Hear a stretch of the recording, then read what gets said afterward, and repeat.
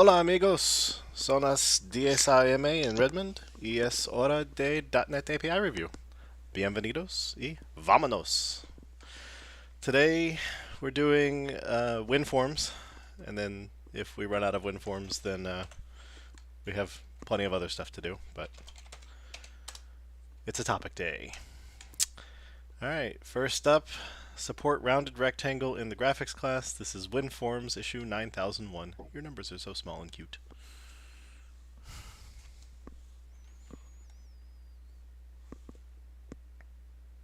So this is one that we haven't, people have been asking for it since like day one, but we've never added it because GDI Plus doesn't actually have a rounded rectangle method. Um, they're never going to add one. I think we can be fairly confident about that. So this just does it manually. So creates the paths to draw the rounded rectangle. Incidentally, exactly the same way they do. There is one way they have a rounded rectangle, and that's if you have an enhanced meta file, they will actually draw one. But that's obtuse and not something you can actually get into. So it's a standard thing, and it's informed by the other ones plus the round-rect API in Win32 on GDI. So. So there's the one for adding one to a path, and the other ones just basically create the path and draw them and fill them. The graphics class. Are there existing APIs that would tell somebody what the corner value is supposed to be? It matches what the GDI stuff is, and it's documented in there.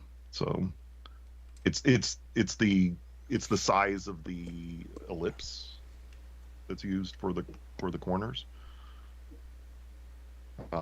In GDI, it's actually width and height that they give.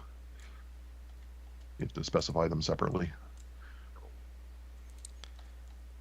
Okay, I mean, just really more in line for what we normally do.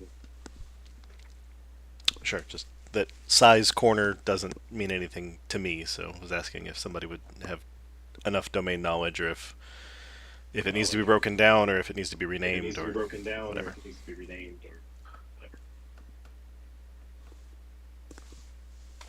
One could call it corner ellipse. I'm not sure that would help anybody. I don't know. Is Tanner on the line still? I don't know if he has any opinions on that. I actually just connected. I missed the question though. Would people know what to do with the ellipse? The corner is like the name of the corner size. In GDI, it's width and height. I combine them into corner. It's the ellipse for the doing the corners of the rounded rectangle. Do you think that that's understandable, corner, or is there a better name that you know of?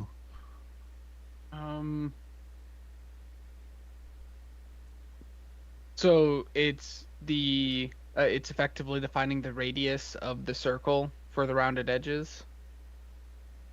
Yeah, it's the border for the width and height of the ellipse that's used to calculate to do the corners. Oh, is size itself a 2D object? Yeah. Yeah, it's width and height. Maybe explicitly calling it radius or radii would be better. Or maybe corner radius or maybe corner radii.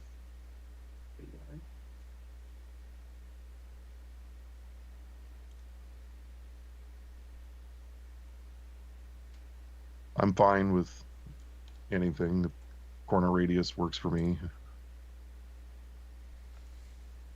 Again, GDI is width and height. It doesn't really tell you.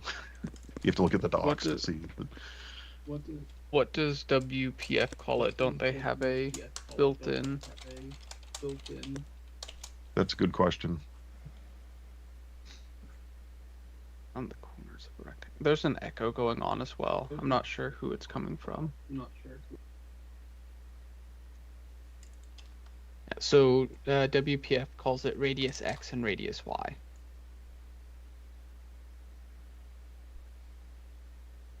So radius might be a good name here just to keep suit.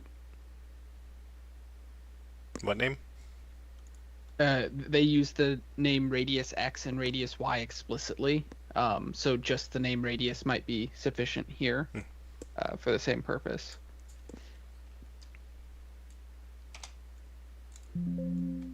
And that's notably what I thought of initially was what's the radius of the corners.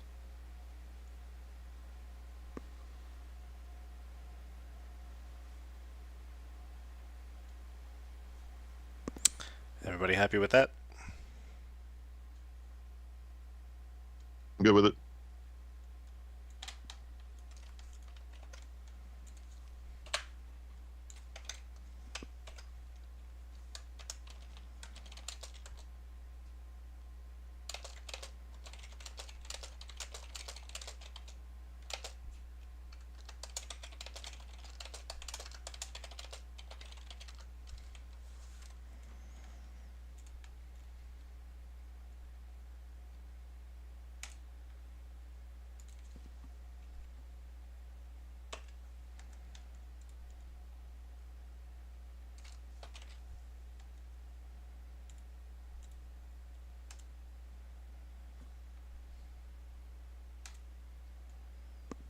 Alright, span overloads to system drawing 10763.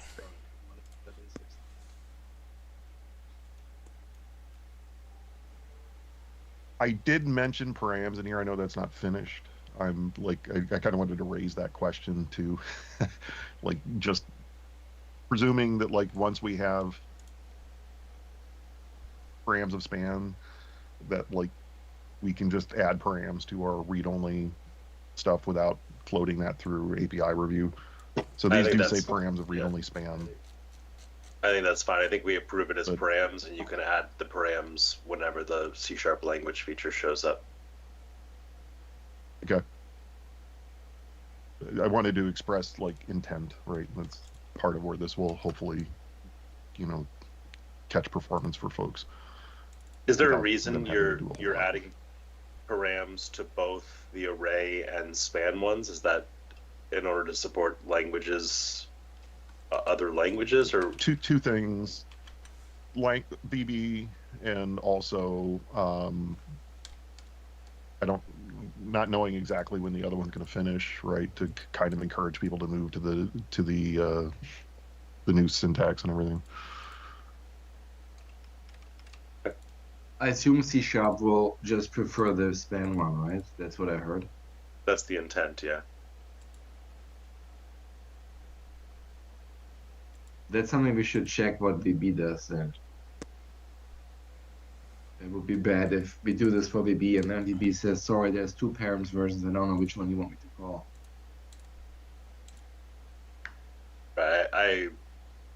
I assume, I mean, Jared, if he's on the call, or someone else could check, but I mean, the feature would be dead in the water if VB would somehow start preferring something that I can't actually use.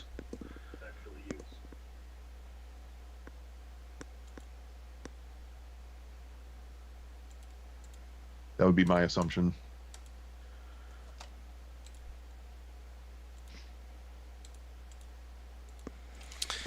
But again, it's also possible the VB compiler would just use it, because it's not VB code using a span, it's the compiler generating use of one. So True. Yeah. Right, but they do make changes to the C# compiler specifically to prefer the span. Yes. So, I mean, unless they're planning to do this work, I would generally assume they don't touch VB at all. In which case it would just Well, be the they have to array. make sure. Yeah.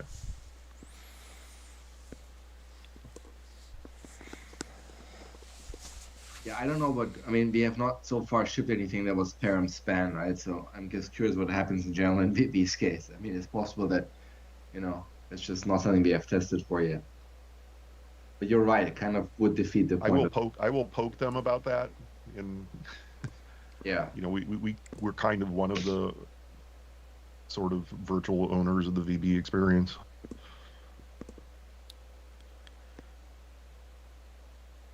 And then just making sure that It's a pretty big. the members that you're converting from taking arrays to taking params arrays, they are well behaved for params, right? They don't modify their inputs, they just read from them, and any of the other things we say params things should do. Correct. Yeah. Okay. How do we, I mean, this is, I think, a general question for Stephen and Jeremy, Barton, how do we feel about, generally speaking, with these new span-based params ones? I mean, I assume we would add them to all the usual suspects that we currently have a span of object, sorry, an array basically. But There's an are we open gonna, issue that's marked API ready for review that just hasn't yet had air to come up in these reviews. yeah, so how do we, but let's say we do that, right? Do we want them to all show up in IntelliSense, or would we hide one of them and say, well, you don't really have to know the span one is there, it just gets picked by the compiler, if it can. We don't think we currently have a mechanism to appropriately hide it, because we don't want to hide it. We wanted to say only hide it if you respect param span. And that So doesn't say the last exist. part again.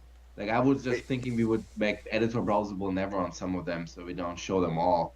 But that means that you wouldn't see them in, like, if you put, presumably you'd be talking about putting that onto the array-based ones. And then, but that means two things. One, you wouldn't see it if you actually had an array you wanted to pass. And second, you wouldn't see it in VB. Right, but if you had an array, right, wouldn't that just implicitly convert to a span anyway? I assume that one would call the array because it's an exact signature match. Right. Right, I'm just saying, like, I think from a cognitive load, it's like, I mean, we have not done this for the other ones. I mean, we already have console write line with 1, write line with 2, write line with 3, right? So it already is an overload soup. So I'm just wondering, are we just adding another one to them and just call it good, or are we trying to hide some of them so it just becomes a bit cleaner in IntelliSense? I worry that if we start hiding them, we're going to cause more problems than we solve. Yeah, I suppose that's fair. Yeah, I mean I think if we were going to hide anything, we'd EB never the span one, and then just know that the compiler will call it if you flat call, and then people would be like, "Hey, I had a span here and it worked," but then that would be weird because like we'd be making them think they'd have to unpack a span. So I don't think we'd hide anything. We'd just things would be bigger, and for some people that might be how they learn about span. And is there any downside of adding a span-based overload that we know of? I assume it's generally just better if we can make the implementation exploited. I mean, in any sane use, there's no real downside. You could imagine a terrible API that took advantage of the array being mutable and, stores it off somewhere and mutates it and goes to town, which it would not be able to do with the span. But our APIs would never do that. Yeah, I mean, like, if any of these were, async, they couldn't take the span because that would be complicated. And if they were virtual, then now there's the question of, was a virtual implementation using anything that did a delay? But so I assume if we were to do console write line today with that feature, we would only have the read-only span one, right? We would probably have both array and span, but we would only have, we would probably have params on both because of VB. Right. Yeah, I mean, so the array one would only have for interrupt with languages that don't support spans, right? Yeah. Right. Well, there's also this isn't for console, but there's also the issue that today there are issues with implicit conversions to span and generic inference, and hopefully these will be solved for C#13. But today, if you have a span of T, and you have a T array, and you try and pass that T array to the span of T, and there's nothing else in the signature that would kind of lock in what that T was, the compiler will say, I don't know what you're trying to do here, because it can't infer the T. Right.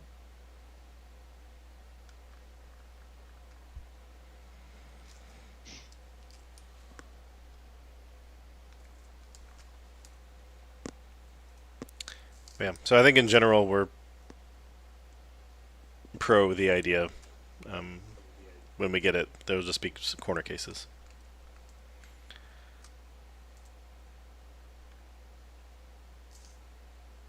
Virtuals are definitely going to make the world interesting.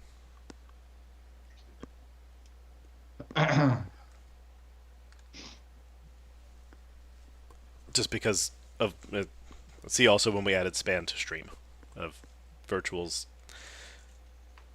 make life hard.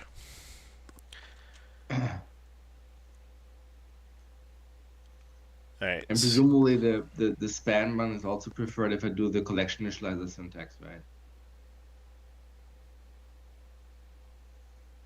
Yes, span is preferred. Once the params of span is there, it would do that. My understanding of the feature is the array one will only be called if you're from VB or you're passing in an exact array. Like, so if it's the exact type match, then that'll still win. So that's existing cascading calls won't switch to calling the param or the spans overloads.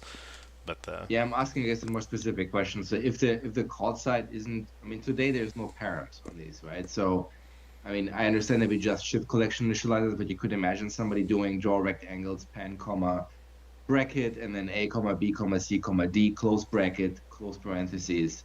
And now we're basically putting params on both. I would hope that in this context, the collection initializer will also prefer the span one and then bind to the span one or the array one. I mean, it doesn't really matter which one it prefers, so long there's a one specific one that it uses and not just fails and says, sorry, I don't know which one you want me to call.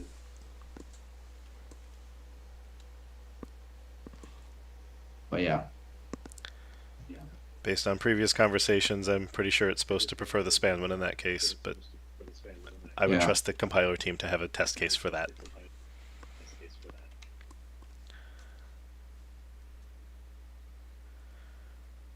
Jeremy K, just FYI, when you're not muted, there's an echo on the call.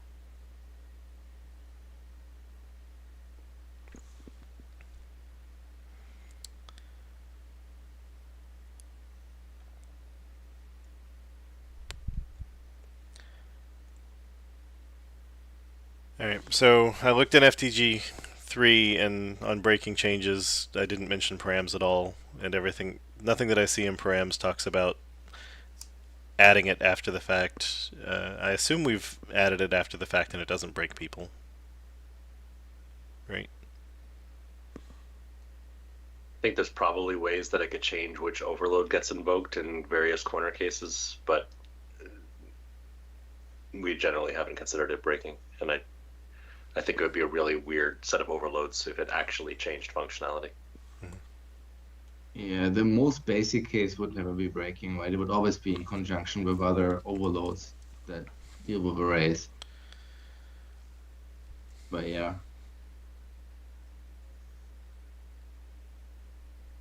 Right, and I think params loses ties, so even if there was a fill rectangles that took a single rectangle, that would still be preferred over the params one.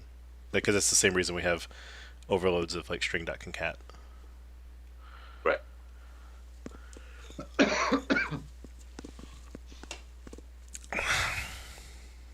Okay, so that whole top section seemed fine to me now that we've talked through the span and the params consequences.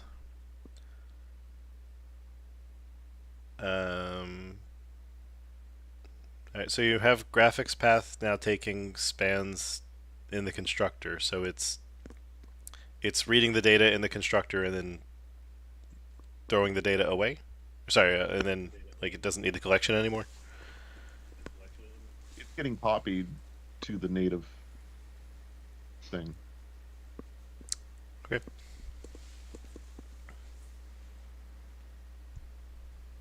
So what's the benefit of the constructor then? Is because if you do the params one, the compiler could in principle use a stack allocated one rather than create the array and then throw the array away again.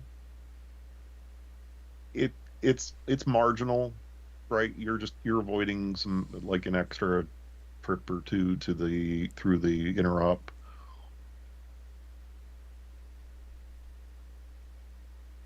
But wanting to be consistent here. Yeah, I suppose.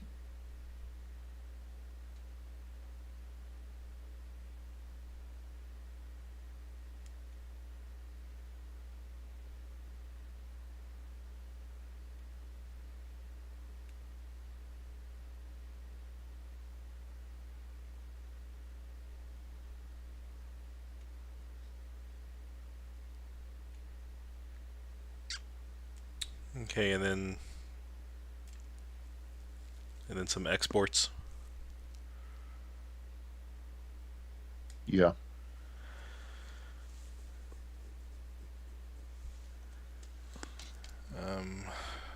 So I assume path types and path points don't allocate every time you access them, do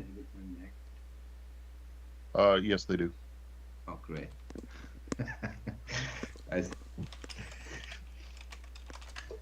And we're sort of stuck with. I mean, we could cache or something or do some. I mean, it's all. These are all wrappers around the GDI plus Right. classes. There's no. Yeah. Yeah. There's So some sadness there. But. for the. All right. I'll just move the thing over here. Definitely, if this was a operation status, we'd say that the out should be values written. Oh, in fact, we show it here with a try. So I think instead of outint count, it should be outint values written. So one thing I would suggest is like, I assume you know the count, right? So can you expose a property that gives you the count, or how does the caller know the count? I'm double checking that here. Because that will be beneficial to export, I guess. Otherwise, people will do path types.count or something stupid like that, and then it defeats the whole point.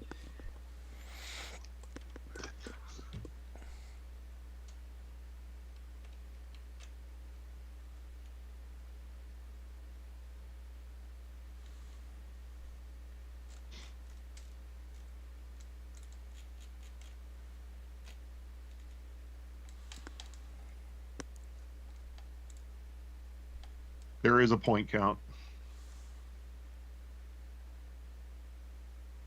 And then for path types as well, right? Somehow, you know the.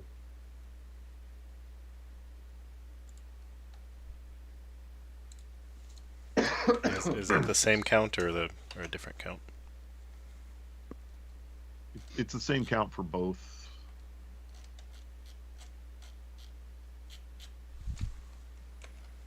What's the type again? And the point count says that it's the number of elements in both those arrays. Oh, path. Yeah. Okay. So I guess then exposing a count property seems like a good idea, right? It doesn't allocate every there. time you call it. Oh, it already is there?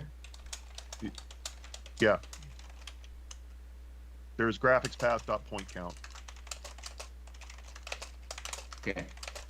Which is So for then both. that's one to use, yeah.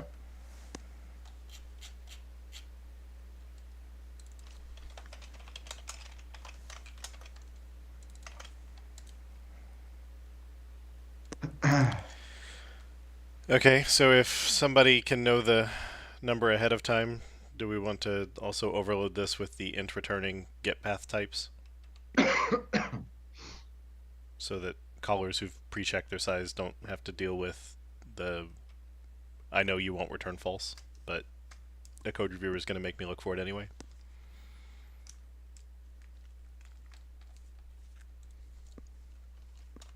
So I think I didn't hear the question. Which one do you want to change?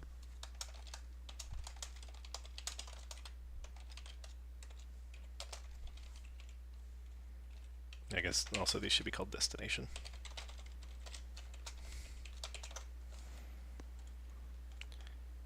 Since somebody can already know the count, then just the get path types, fill in the span, and if I give you too small of a number, then throw. It gets rid of the what's the count, go make sure the thing's big enough, then if not, try get path types, throw unreachable code exception. So then should we then just get rid of the try entirely? Because when would you ever call the try one if you can statically determine the count anyway? You'd call the try one if you were composing it with something else and you just wanted to cascade, but I don't know if that would apply here. Do we generally have them both?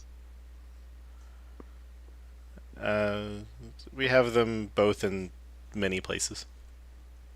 I don't know that we have enough of one way or the other to say what we generally do. I see. Well, then I guess we keep it that way. Yeah, I mean, so there are times that the try I'm is fine useful, with especially for very, very low level types, because somebody else's bigger structure try, like try right, would then call into a lower level try right with whatever buffer space is remaining. Here, I don't know that it makes sense, so we might, yeah, get rid of the try and just have the int returning one. Can add the try later if people want it.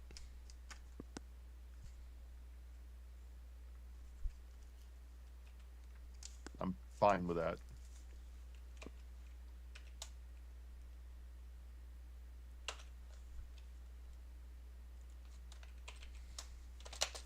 Yep, seems reasonable. Okay. Change my note on what we did on that one. Ooh, you said record struct. Now Steve's going to ask, do you want all of the stuff that comes with a record struct or not? And I do, actually. I thought we said that we didn't want records in general in the BCL API surface because we didn't have strict control over what the language may or may not include in the future, and so the API surface becomes flexible effectively, and any new compiler version could technically add a new member. It also impacts trimming to an extent. That's been our stance for System.Star in general, yeah.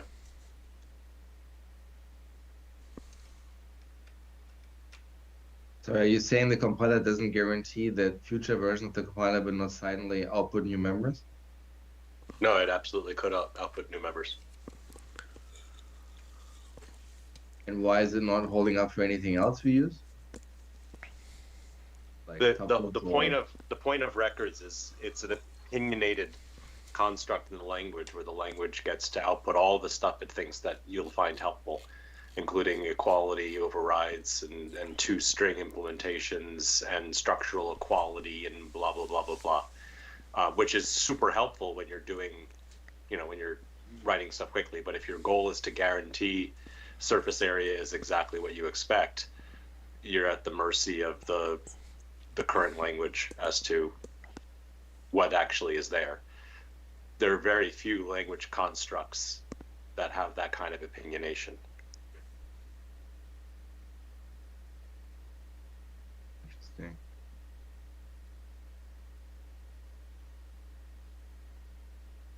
Yeah, I was under the impression that, as long as you want all the features, we're okay with using them, but it sounds like that's not the case. But what are all the features?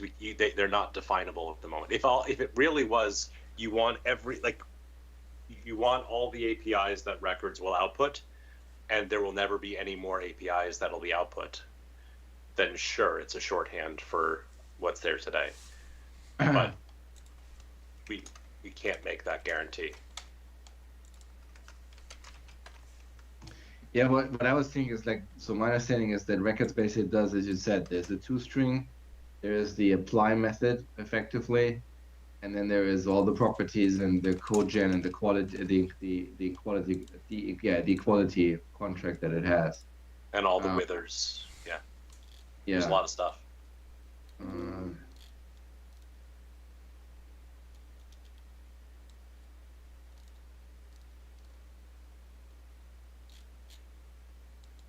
I can Interestingly, explode this into what it currently generates. the withers don't show up on SharpLab. Interestingly. Yeah. But then I think in addition to the stuff that it provides, so the equatable and all of that stuff, I believe we also had the consideration that the trimmer doesn't always work the best with some of the patterns it uses today, because like it doesn't necessarily do the most efficient thing. It will fall back to things like equality comparer, rather than just calling the equals method directly, which then impacts trimmability in general because it forces you to unnecessarily bring in the equality comparer. And while WinForms doesn't support trimming today, it may be a consideration for future trimming support for something that's this fundamental. We are in the process of making it trimmable, along with the runtime team.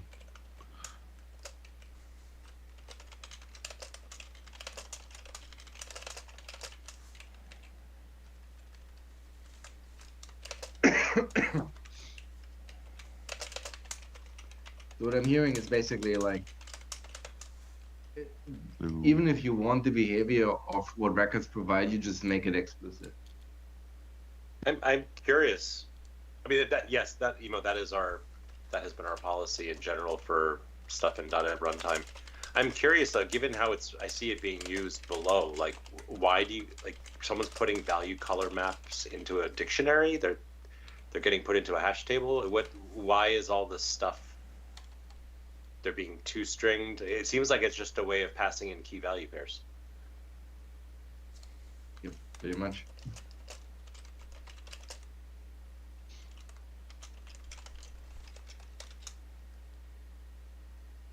I mean, there well, they is an can compare existing, things and stuff. yeah.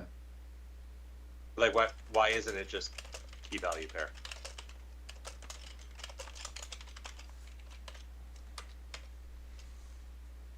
I could do that. I mean, we already have the class-based version color map, right? So I guess the idea was to just have a struct-based version of that has I see. a similar name, and then use that. And otherwise, you end up with read-only span of key value pair of Color. comma color, which you can do. It's just not pretty. I see. I didn't notice the color map right above it. And that's the full definition of color map. What's right above it? Like, there's no interface implementations. There's no overrides of get hash code. There's no overrides of toString.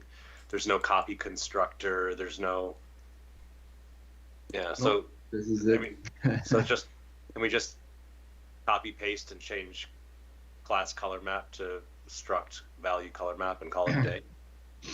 With settable properties? Sure. I mean, or not. I don't know that it really matters. I mean, this is a prime example where a tuple is basically what this is. Right. It's just exactly. I mean, the only downside of tuples is you can't name them, but that's global usings if you want to name it yourself. Yeah, I mean, I believe we said don't use value tuple as a If parameter you might type. ever want to expand it. Yeah. Which I don't.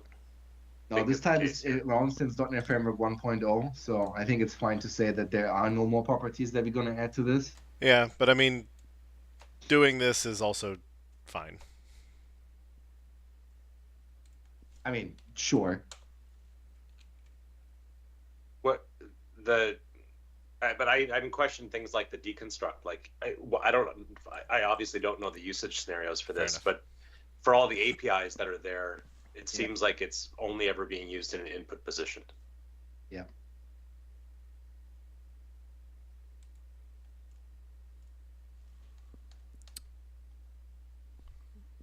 It's fair. I was merely expanding everything that the word record currently does. So Yeah, I mean, Jeremy, you can correct us, but like, is the intent that when people call these APIs, they generally just say, color map or new color map array of new color map, and then they just initialize them? I mean, constructing a color map today is not pretty. There's no constructor you can call. You have to set the properties. So it's not in exactly my as I've written it right now, like with the code, it's like I'm using it to with like just parens, the like arguments, because I have a color map that has two things. I can do it with the square brackets and the but the user generally constructs old them, right? new. We have no framework APIs that give you back a color map property that you can just pass in, right? And generally No. speaking, I assume they construct them once and then they don't care. So it's purely a Well, type that is just there's two things, right? There's one where they might take it, they might have a set that they've already built, an array of sure, them that they want to like reutilize multiple times. And the other time is like, which we're doing for some of our things, we're remapping like two colors or three colors, like black and white or something like that, or like the transparent color, right. right? And then you're just doing it in line and throwing it away.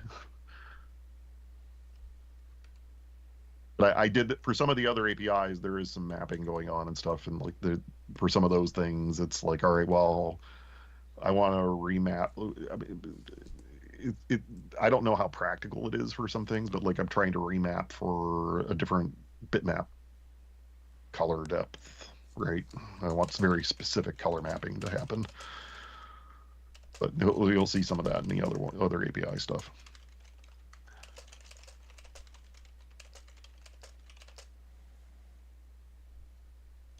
The key thing to me is that it's easy to construct on the API level, that you can just pass a bunch of pairs without having to be really wordy about it.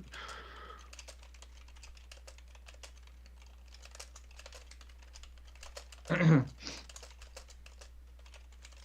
mean, the beauty of just defining the struct like as it's proposed here is we can make it more usable, right? We can add a constructor to it that takes both of them rather than having to set the properties directly. I mean, there's certain things we probably can't easily change after we ship, like the equality behavior, for example. But it seems to me it's kind of weird that the existing class color map doesn't override equals and just does reference equality, because those are the kind of types you would expect to be able to put in a set and get same behavior, for example. But to your point, it's been like this for 20 years, and Yep, no, have we heard? Has anyone said anything about lack of value equality? I mean, I looked and it's only ever used as an input parameter. So no. yeah, I suspect he would just throw it in and then call it good. It I'd goes. be tempted to just have it, to not have the new type and just have the two APIs where we want to. We just take a read-only span of tuple. Yeah, I'd be okay with that.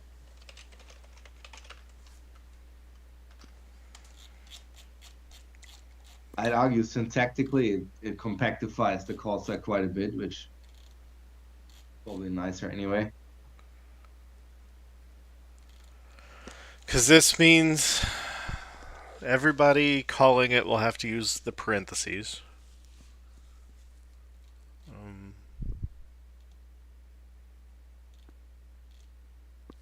Well, or you have locals, but yeah. Yeah. I'm skimming through the guidelines. We have the comment of like once you wanted to take a tuple like string first name, string last name, and int age, you probably wanted a type. I'm okay Yeah, saying we're not going to add an age property to color Yeah. map.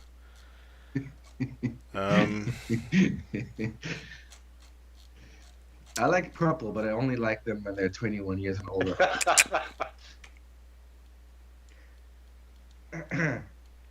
That tells us Yeah, a no, lot I about think what Emo there's. does on the weekends. No, I mean, I think the guideline makes sense if you talk about individual parameters because you don't want the double parentheses, right? And you also don't want to do it for cases where you might want to add.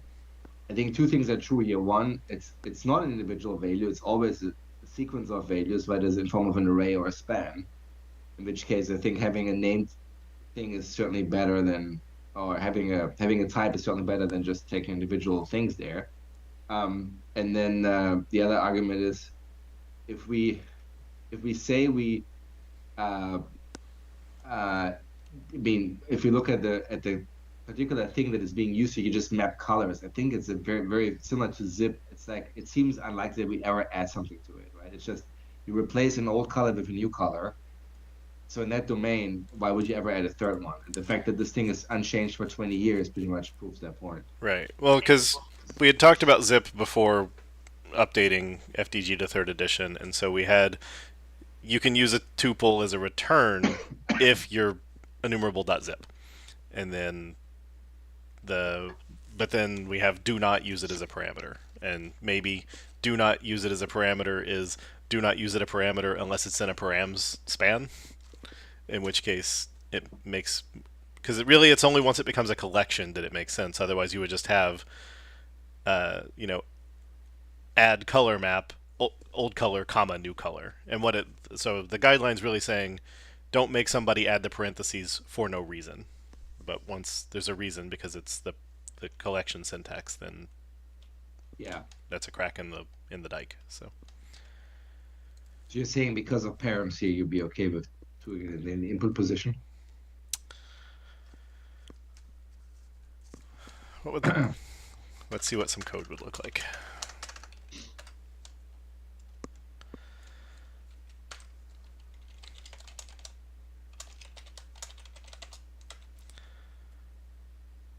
So as params span with value tuple, if you called it with one thing, then you'd have Yep. that, which looks weird, but once you hit that, it looks maybe less weird, but still kind of weird. But I don't know. if To we me, had it a, makes sense. the only difference that we would have is if we had a type here, you would just write that, and you just use target type new. You'd need wouldn't you need another set of parens after the new? These aren't anonymous types. No, a target type new. Yeah, you would still need the open paren, close paren, right? Wouldn't you? No, I mean that is the constructor, right? Yeah, that's a constructor invocation. Oh, it's a constructor. Yeah. This actually wouldn't work because it would be ambiguous across these two. Actually, it wouldn't because only one of them would have would have a two argument constructor. Yeah. Ironically, I think your third thing will also work for tuples. Pretty sure it does.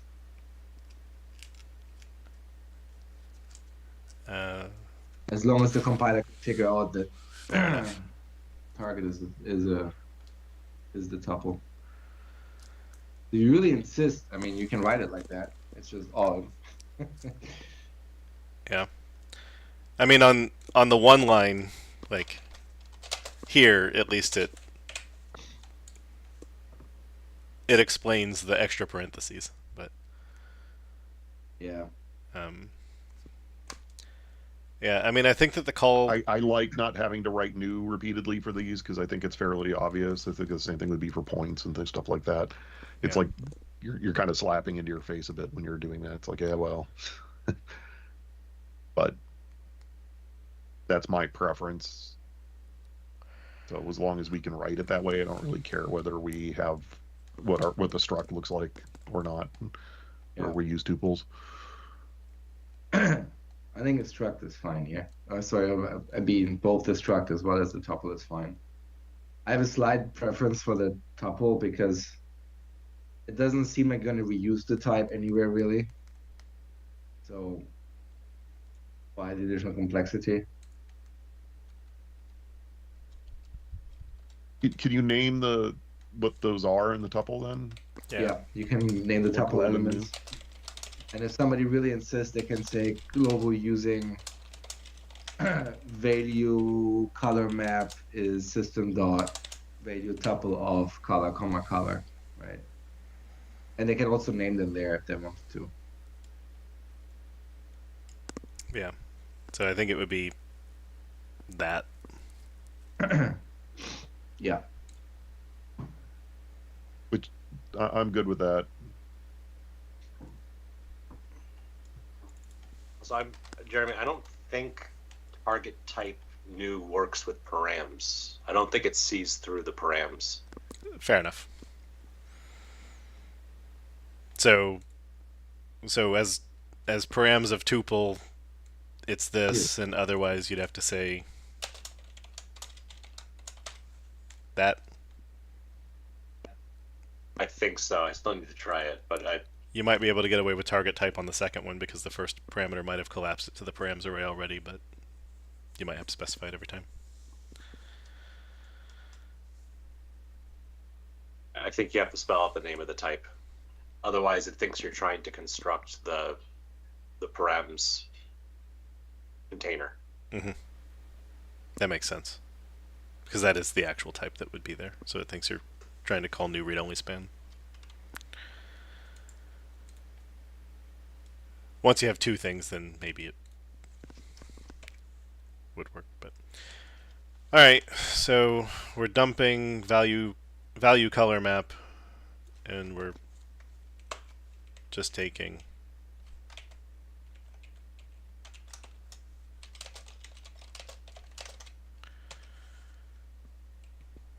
a two tuple. Actually, target type new works for that example, but it only works when you take more than one value. If you only take one value, the compiler is confused because it can't differentiate between you constructing one element versus you constructing the entire array. Yep. So Jeremy, everywhere else you've been changing arrays to params array, but you didn't for the reference color map type here. Was that intentional?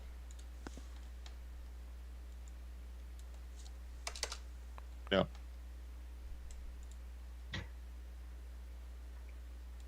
Okay.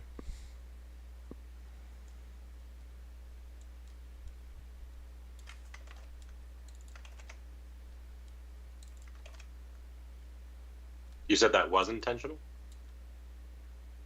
It was not intentional. Oh, No. not intentional. Okay. I heard yeah. So Sorry. Waiting for the explanation, yeah. okay, so we do want these to be params color map array.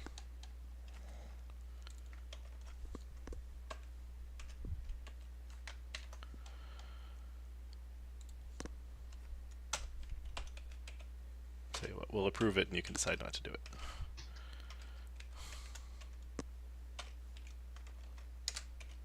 Oh, actually, I do remember now.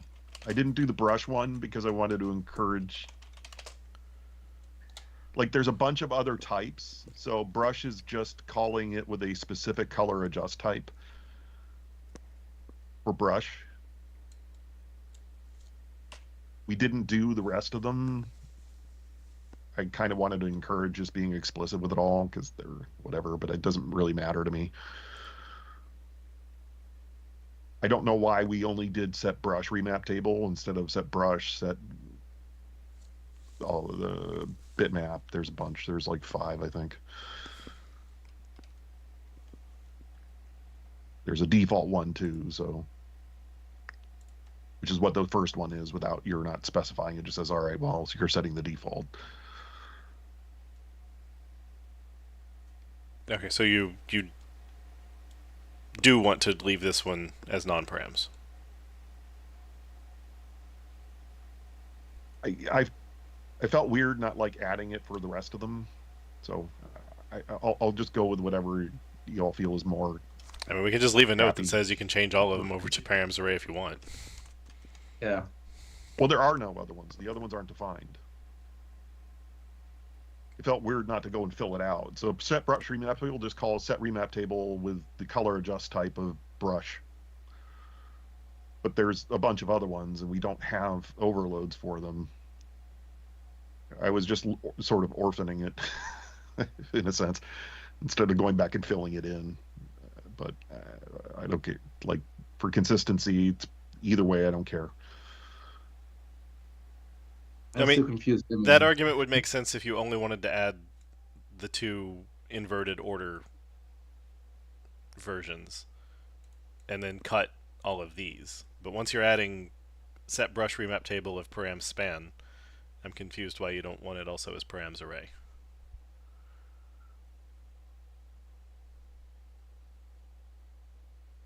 Like, it's old and dead, leave it alone is fine. But it's old and dead, let's make a... You can jump to the double future, but not to the intermediate future. Feels just weird. And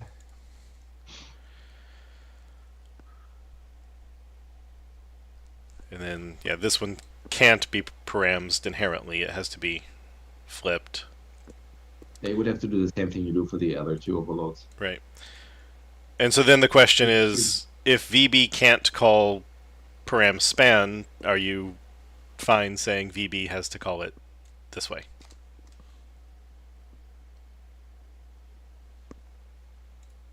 And if yes, then that's fine. Or I can just also throw in the array overload here, and you can choose not to ship it. Yeah. Which it did.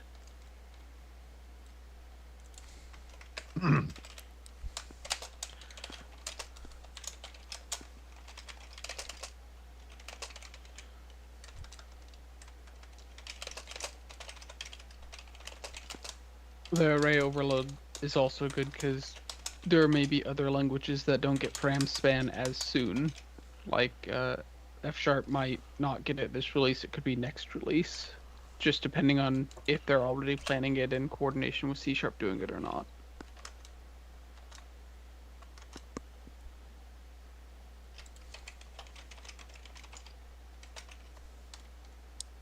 What I'm hearing is Tenna is working on a COBOL.NET port. COBOL.NET I'm is working awesome. on a port of a thing, but not COBOL. And not a language.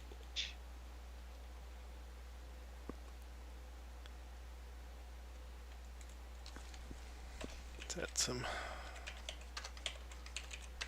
syntax to that.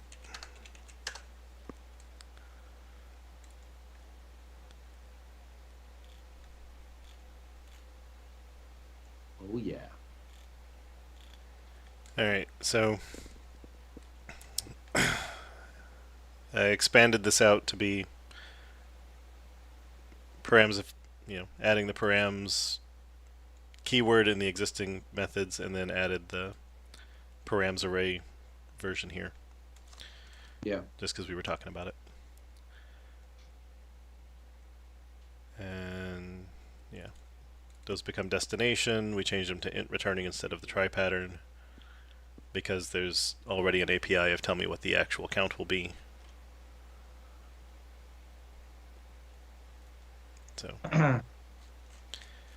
should we actually consider hiding the one that is the wrong order now? Hiding which one? The one that is currently the only one in the middle. That one. So just EB never it going forward? Yeah, I mean, who cares? I mean, if you want to call an array one, you have an array base overload. It's the next one now, and it just doesn't. I mean, if it exists in code, you never see it because you never touch it. I think that sounds reasonable, and maybe eventually we might mark it as binary compat only. Yeah. Well, I don't know that I'd go that far. Because that would just introduce that would be forcing somebody who's calling this across a retargeting boundary to rewrite their code for no reason. Right, but it's forcing them to rewrite their code in a way that is likely better performing and better optimizing. So it's like you could ship an analyzer telling users you really don't want this overload, or you could mark it as binary compat only, which notably isn't actually binary compat only under Fred's new proposal. It's basically deprioritizing the overload resolution consideration. Okay. Yeah. So it's still resolvable. It's just like ignored compared to almost anything else that has a that would have otherwise conflicted or had a lesser priority. So it's run the whole invocation table, and then if you're about to produce a compiler error, run it again, but including these members. Effectively. Yeah, kind of. Yeah. Yeah, it's a slightly better approach that ends up solving a lot of the open questions that existed. But that's still hypothetical, right? We are still not on the path of implementing that, right? I think this proposal's actually gone to language design review now, or will be soon. So it's actually making forward progress, unlike the past proposal.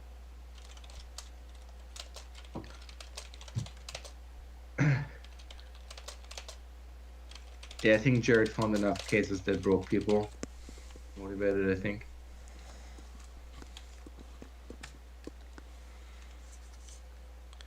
All right. Okay.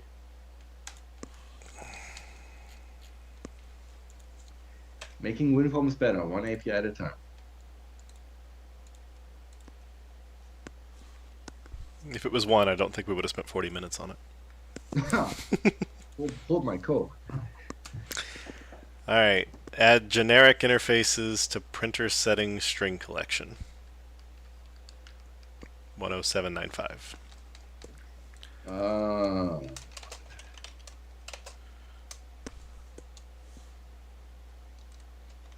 It already implements all the rest of iRead-only list except for that. So why not implementing iList?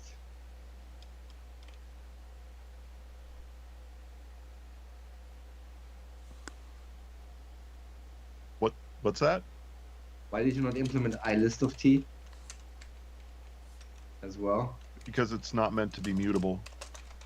No, I understand that, but that's unfortunately the way the BCL was designed is that, you know, before we had the iRead-only interfaces, you implemented the mutable ones as read-only, right? Which basically means you make all the mutators explicit, and then you return is read-only true.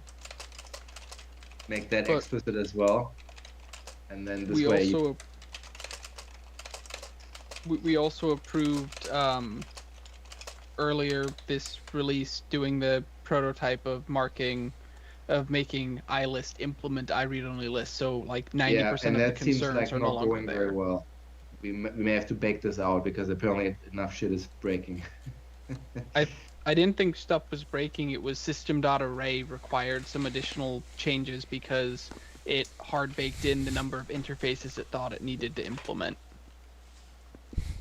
Is that the latest? Because I mean, last time there was a discussion that we had with Jan. Hold on, let me actually build this out.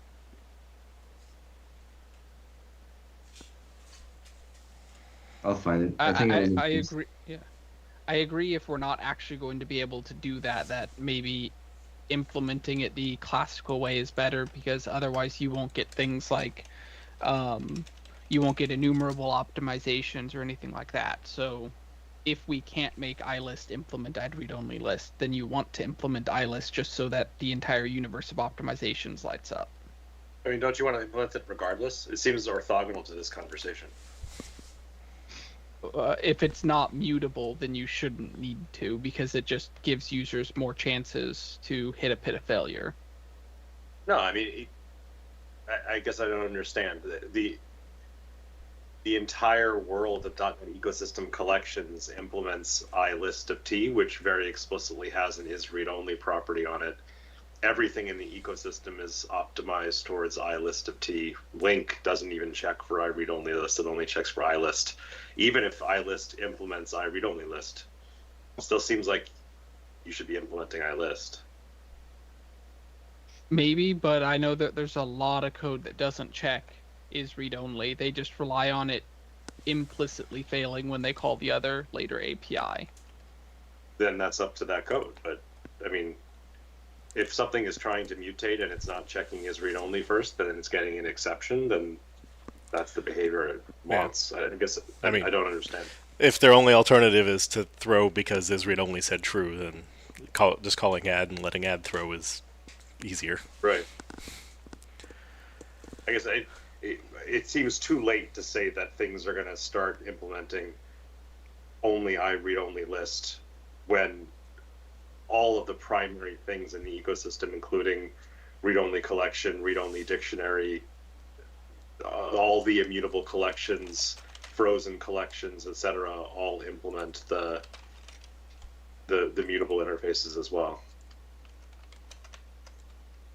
Yeah. That's fair. I think it's mostly along the avenue of like, it's the same thing as we keep discussing. We eventually want to stop exposing both array and span overloads because we think enough of the languages have baseline span support such that it could work. And so a similar consideration is going to exist for a lot of new code with iRead-only collection if iRead-only list, if iList implements iRead-only list implicitly, then it becomes a historical artifact that we had to implement iList, and more code will want to just do the simpler thing.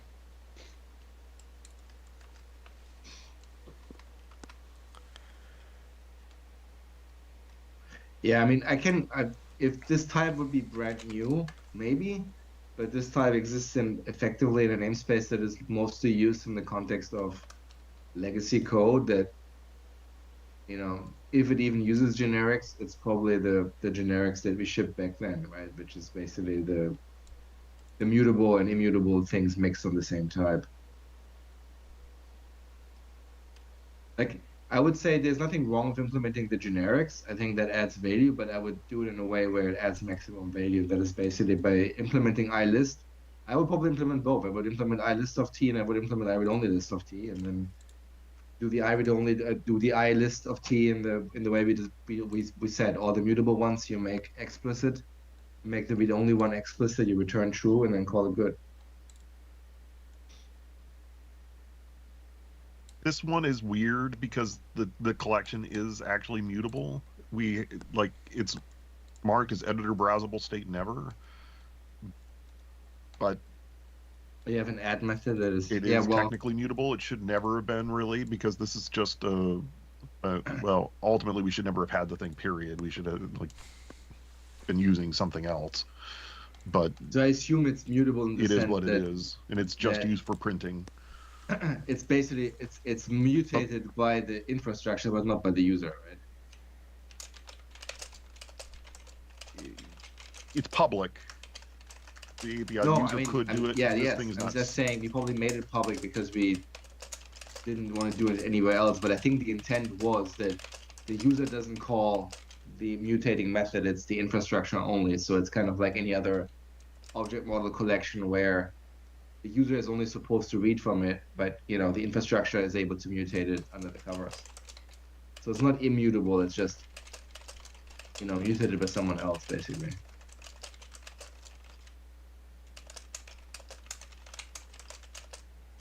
It's not sealed either, and there's that. But yeah, and it has virtuals on it and all this sort of stuff.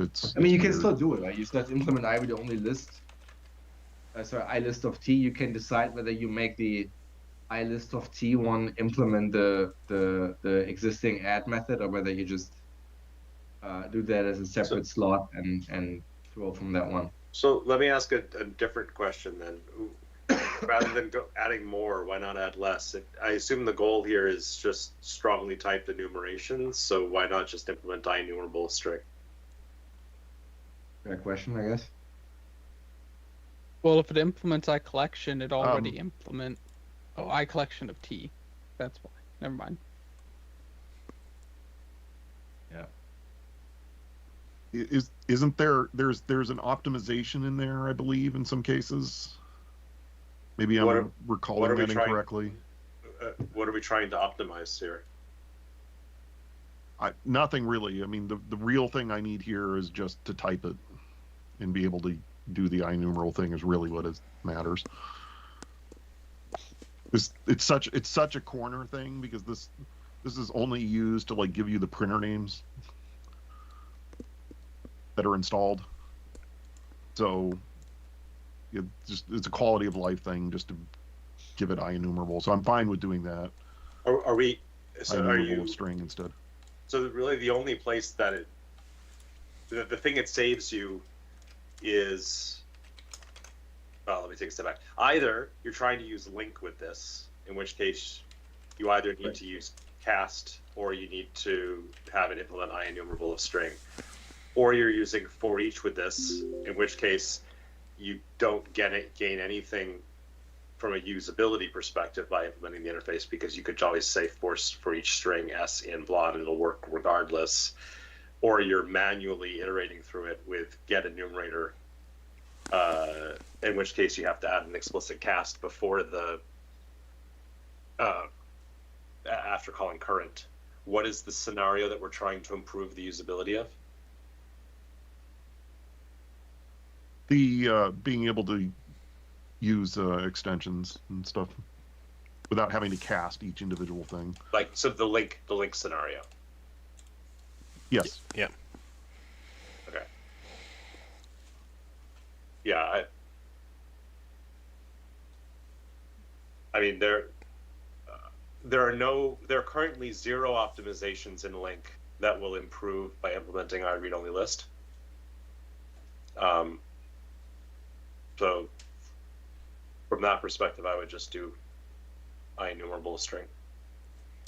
Yeah, and the installed printers is usually going to be like 0 to 12, right? Like nobody's Or going to one. have 1,000 printers. I mean, someone will. There's like the USB card of death and the Windows test lab, and like they'll probably have 1,000 printers. But like aside from that, But also, I really hope virtual this isn't things. any I think kind of the upshot you'll ever see is maybe a couple of dozen on some extreme scenarios when they've got a bunch of like virtual printers. But Like, this is that's what also mostly like, people have now. Is this is also like populating some dialog box or something, right? The overhead here, you could insert a thread.sleep1 and no one would notice. well, 1 millisecond's not very long, but yeah. You could insert a thread.sleep10 and no one would notice. Right. So I'm just the places where Link has optimizations of knowing that it's iList are just about like when things need to pre-allocate, so going to count. But if the total number of things in it is going to be small, then the low alloc growth pattern is probably fine. So I don't think this is worth highly optimizing, as in like runtime performance behavior. But if we're after the syntax and friendliness of the typed IEnumerable, then yeah, I think iRead-only list of string instead should say IEnumerable of string, and then we're just done with it.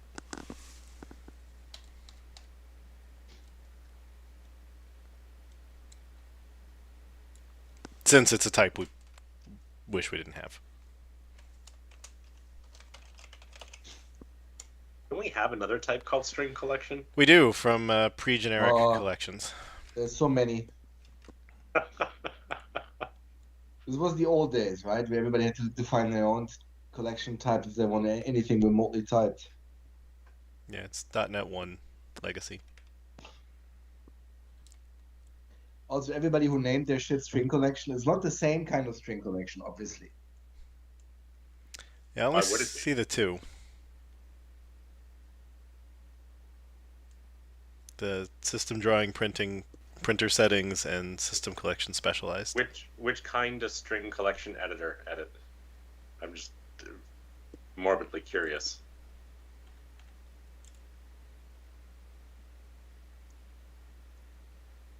Apparently, No it's idea. its own thing.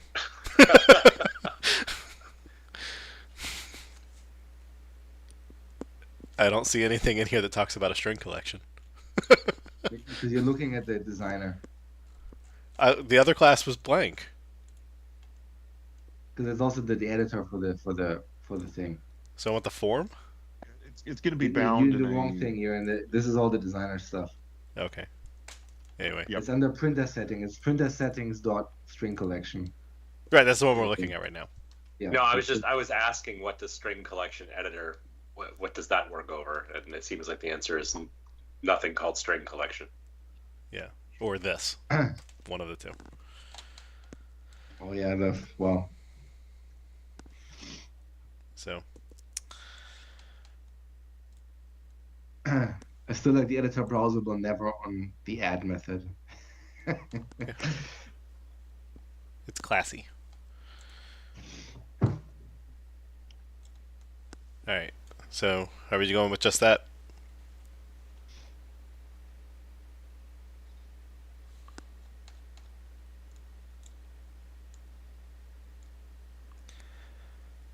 Because I'm a little bit confused because when I look at the current definition, I see it already is I read only list of string. So was that change just done before API review?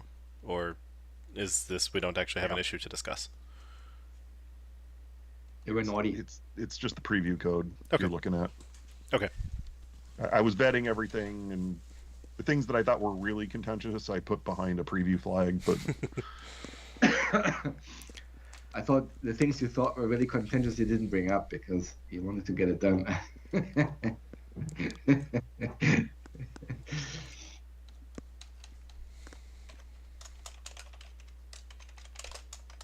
That's the real fix.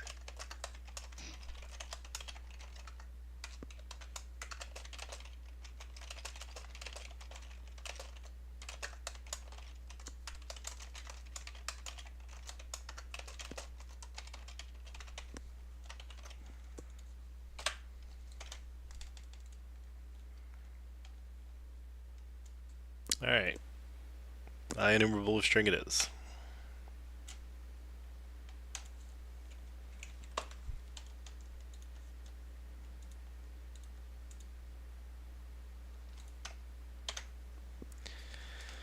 Add effects to System.Drawing.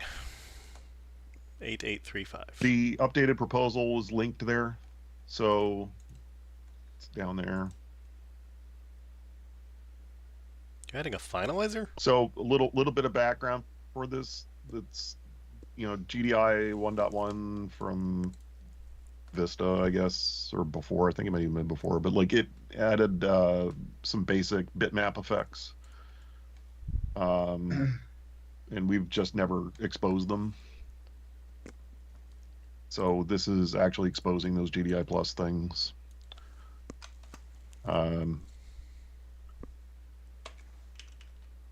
And I put them in a new namespace under imaging for effects.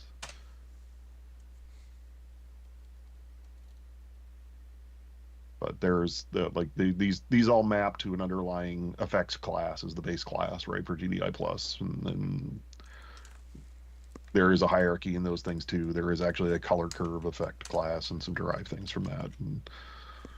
Or sorry, not the other one. There's a different one in there. But anyway, I just made them a little bit more C-sharpy or .NET like. Is this intended to be extensible? He says there's a private protected Only- constructor, so I'm I adding didn't one. see that. Okay. So yeah. you can, for some of them, to like put together like a preset, right? So I did not seal them on purpose for the lower ones, but you can't, like where you have the parameters for some of them, like one of the ones that take a matrix, and you'll see this down here, like a color matrix. And I made a couple virtual ones to kind of show how they go, right? Or a couple in there, like grayscale and a standard grayscale and a standard like sepia and invert color and stuff like that. The idea is that you can, create a derived one for color matrix effect that has your own predefined matrix. but it's just overloading parameters in the base ones. So outside of effect itself, which is the native thing. I have a variety of questions. Just I'm adding this list as I see Jeremy quickly scrolling. So the first one was the one that Jeremy was starting to ask. And that is, that. This isn't using safe handles or something internally? Yeah, it's got a native handle it needs to dispose of. Right, it's not using a safe handle? No. It can't use a safe handle? It would.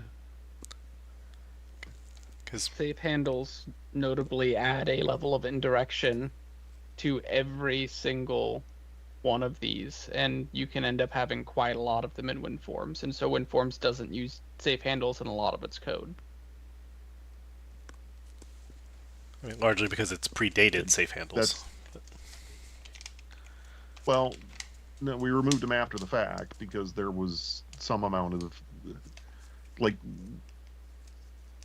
we would generate an awful lot of them. So, like, most of what we've done internally is we've moved that away to, like, ref structs to handle, like, closing handles out. So, like, in general, we don't, because there's a little bit of overhead on them, but... So then if you're going to have a finalizer on effect, then I'd suggest that all of the entire hierarchy not be derivable outside of your assembly. So all those top level ones should be sealed. Yeah, because if the only reason you have a finalizer is to close the handle or handles or whatever, and then you could make a safe handle and an int pitter or inint or whatever you feel like calling it handle or field, and you just only have the safe handle there for if this gets finalized. Yeah. As long as your effect is alive, the safe handle's alive. I won't expose it. The handle's alive. I'll wrap it. I mean, you can. The safe handle I at get that it. point So isn't. we'll remove that, and I'll deal with it internally. I mean, you can do that. Then it's just a question of whether what class the finalizer lives on. The safe handle isn't buying you any safety over having the finalizer elsewhere. So you might as well then have it on the type. But if you do that, you want to make sure that no one else can be taking advantage of your finalizer, because then you also need to think about the dispose pattern and whatnot. And so if you want to have the effect be finalizable, that's fine. But I would want black saturation effect and blur effect to all be sealed, to not have to be concerned about what someone else is doing.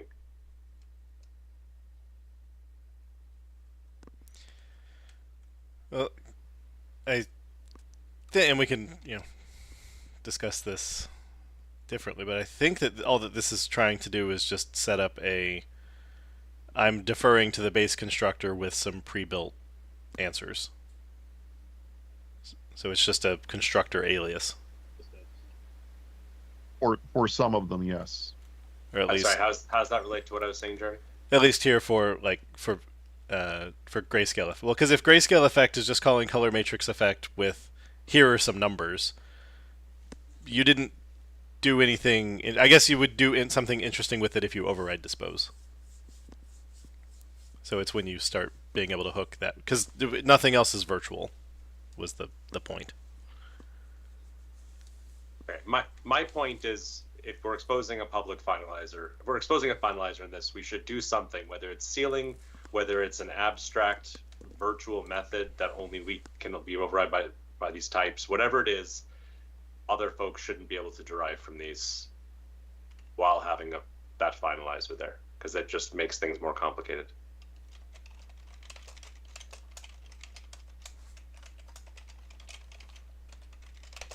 And I assume there isn't a good reason to allow people to derive from these.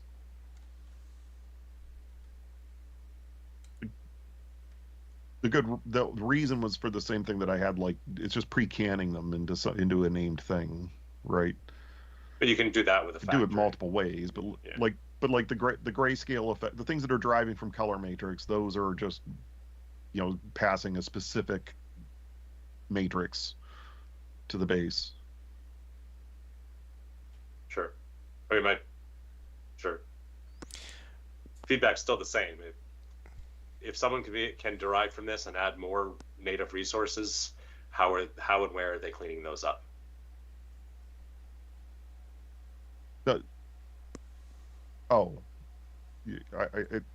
Orthogonal to the GDI plus thing. Right. So Yeah, basically, we've just said no new Sure. public finalizable types. Yeah. That's fair. So I'm fine with that, and then we would just make the dispose thing match the pattern, right? I mean, it should match the pattern anyway. The pattern's the Well, pattern. Yeah. But And then we say get rid of the bool disposing, right? Yeah. But that only matters if. All right. That only matters if it's extensible. If it's not extensible, it's not visible.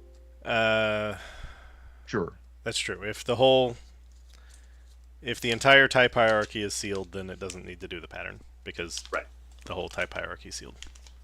So the general point here is the current state of this leads in a poor position, and so there are lots of ways to get around it, but one of them should be followed.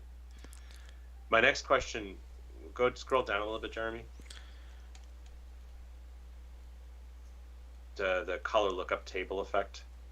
So the constructor is taking a bunch of spans which then look like they're being exposed. So is this like making a copy on construction and then it's exposing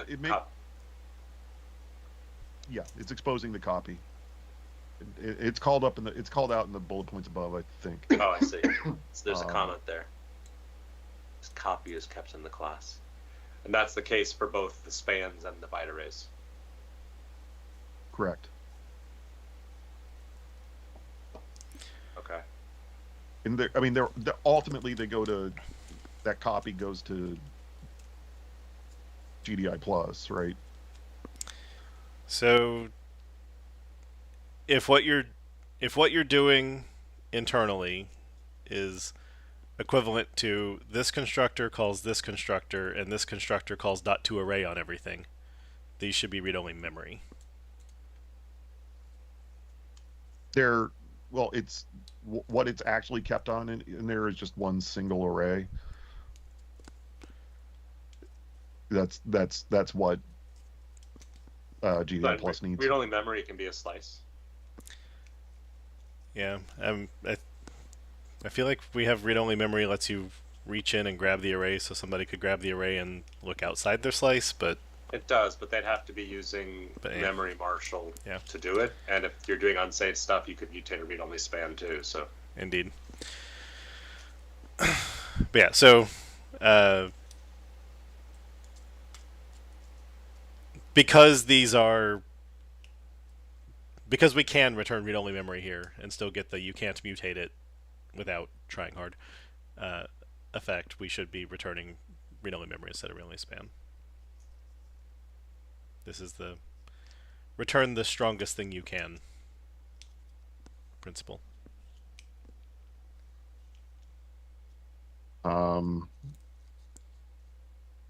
Yeah, fine. There's interop stuff is being generated for this by the CS132 stuff, so but I can make that work. I have an implementation of these things in there, and we can look at those too if you want to see them. So they're in the.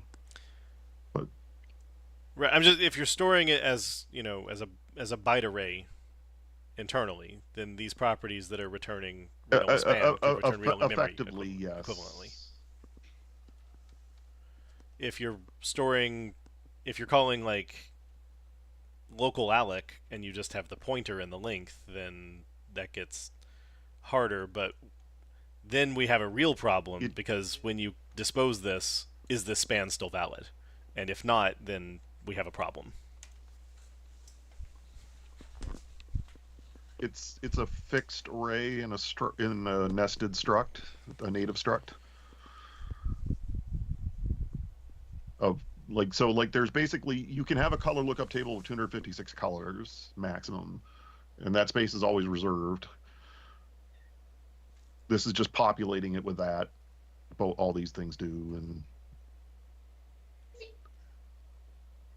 they fill out the empty spaces, right, with zeros and things.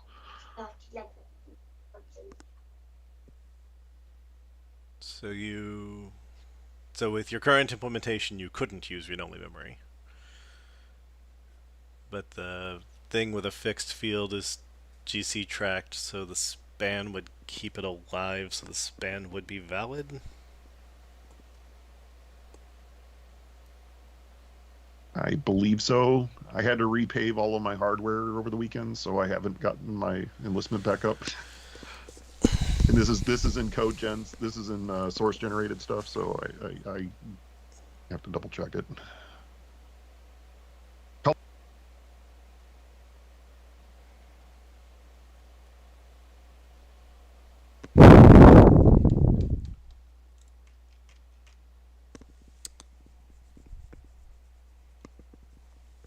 How do you feel about that, Steve?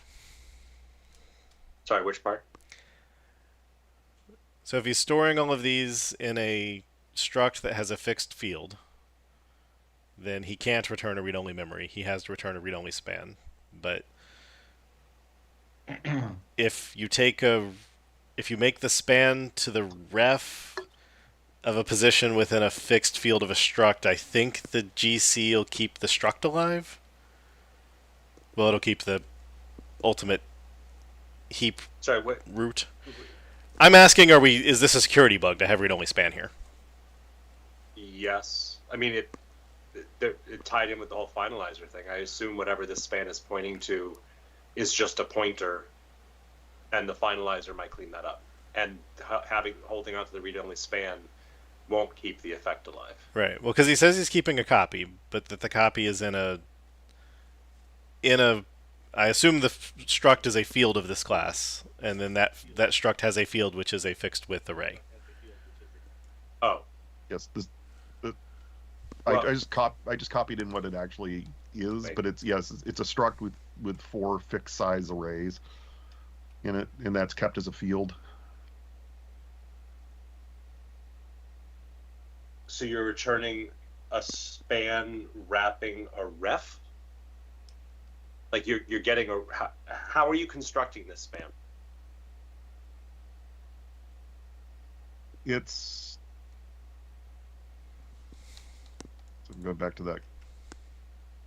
Yeah, too many pages. Yes. Span returning properties are very contentious. Let's put it this way.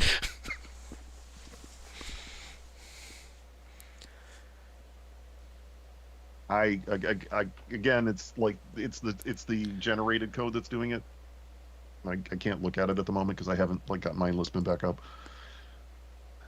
So CS132 is generating the method for this. Like if you have so I just want to make sure you have a class that has a field on it. That field is a struct, and that struct is like 1K long.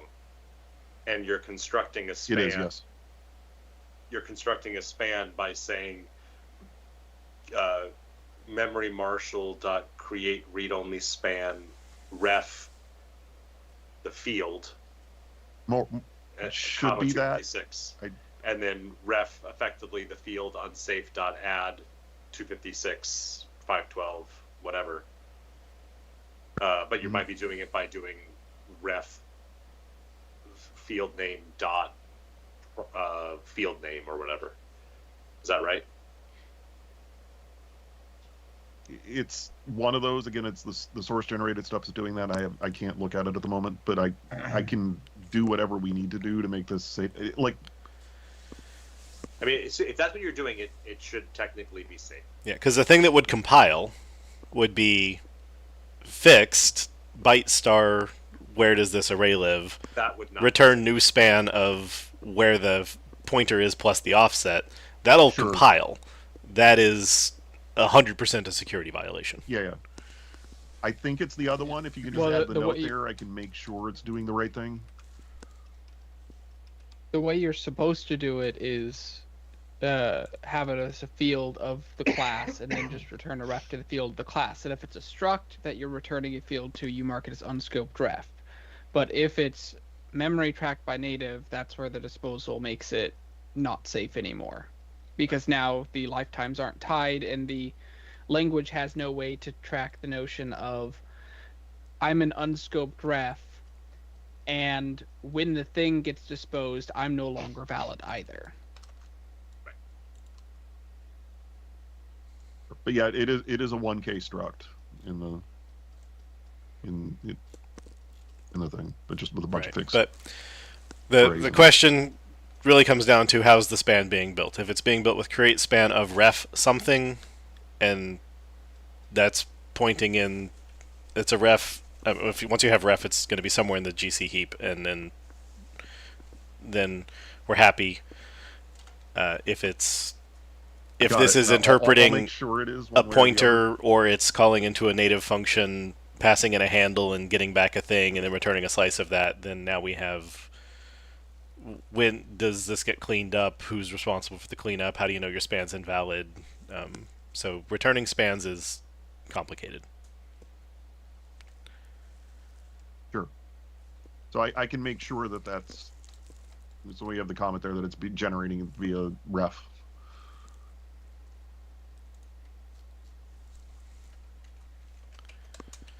I'm curious, you're doing the whole embedded data thing because it's required to avoid the extra object overhead?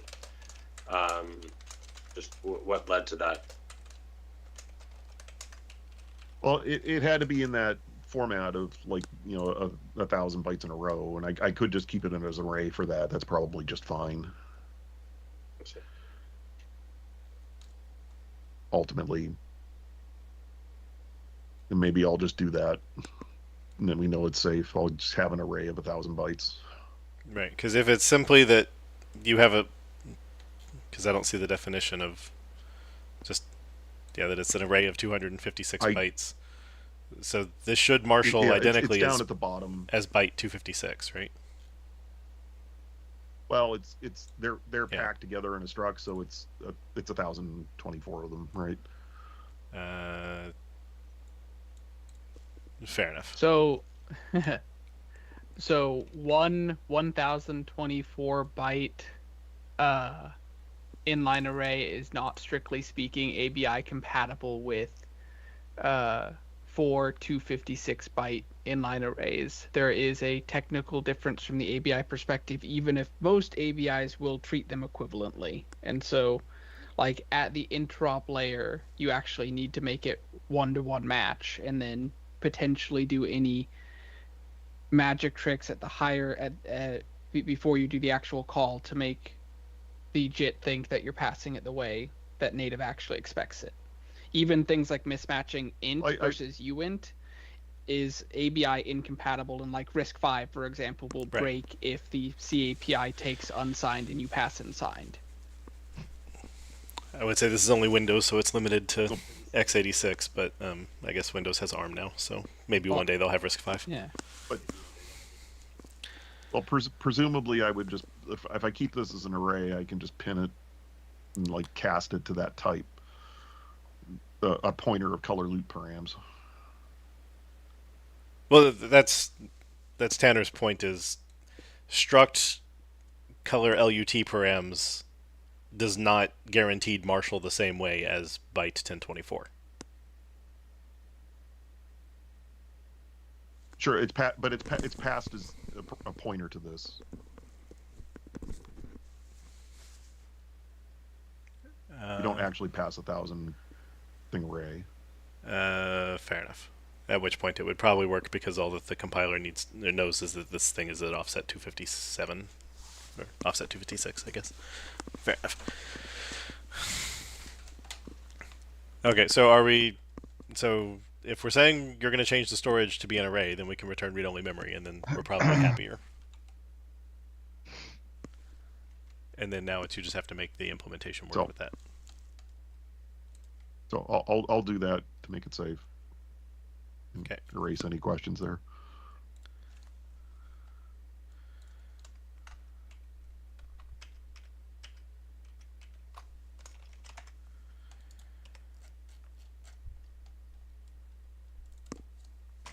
Okay, so returning to the finalizer point, Steve, were you only upset because it's not disposed pattern but it is finalizable? I mean, that is, yes. Okay. I mean, it'd be nice if there. Let's go with yes. Okay. But that doesn't mean it has to have the proper dispose pattern applied. I mean, my personal preference in general in .NET, and I realize this goes against what we've written in design guidelines, is that everything shall be sealed unless there's a good reason not to be. So my preference for solving this would be just to seal everything, either actually or effectively via some abstract. But if we really want to allow it to be extensible outside because we have good reason for it, then yeah, I should input the dispose pattern. And I did start sealed, and I went the other way because I feel that our users would want to be composing their own in this particular case. And I do default to that with everything that I do generally, is to go with sealed to start with.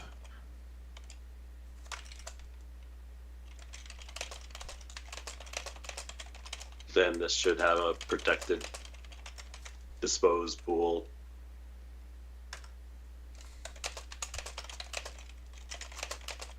Yep. We'll update that.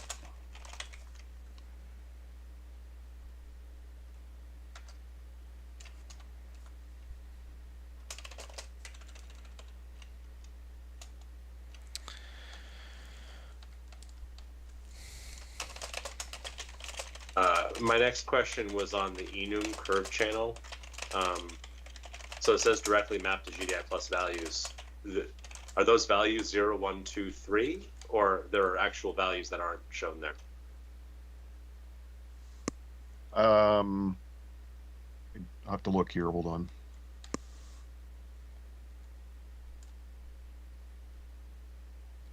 And I assume that should be flags, given the all, but All right, I'm going to look at the GDI plus one. It's named the exact same thing, I think. Yeah. And then while you're looking at it, I question whether curve channel needs to also be in each of the names and not just in the enum name. So, curve channel.all rather than curve channel.curve-channel-all. It doesn't have to be. I was just copying it as the way they've got it. But yeah, all red, green, and blue is probably fine. And it doesn't show in the docs as to what values those are, but I don't recall. I'm sorry. Are they meant to be combined? Like, are you allowed to say curve channel.red or curve channel.green? Is that a meaningful thing? I don't think so, as I'm recalling it. But if they're meant to be combined, I will change it to flags. I don't think that is the case. I'm seeing that their values are 0, 1, 2, 3.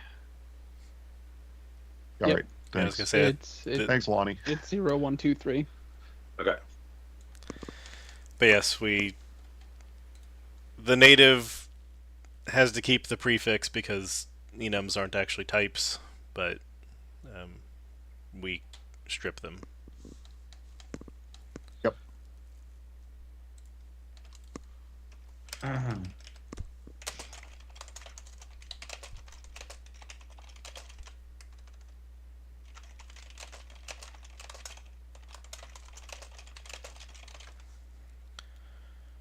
Okay, that's Control Shift Alt.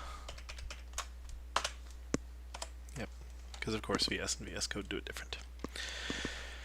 Have we looked through everything? I mean, we haven't looked at That's the names just- of any of these classes.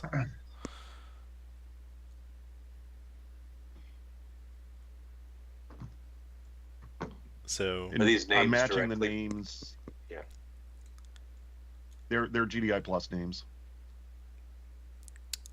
and what's the With the range difference of black here, saturation? I have it written up in the docs in the thing. Hold on. It's just is int a good input here?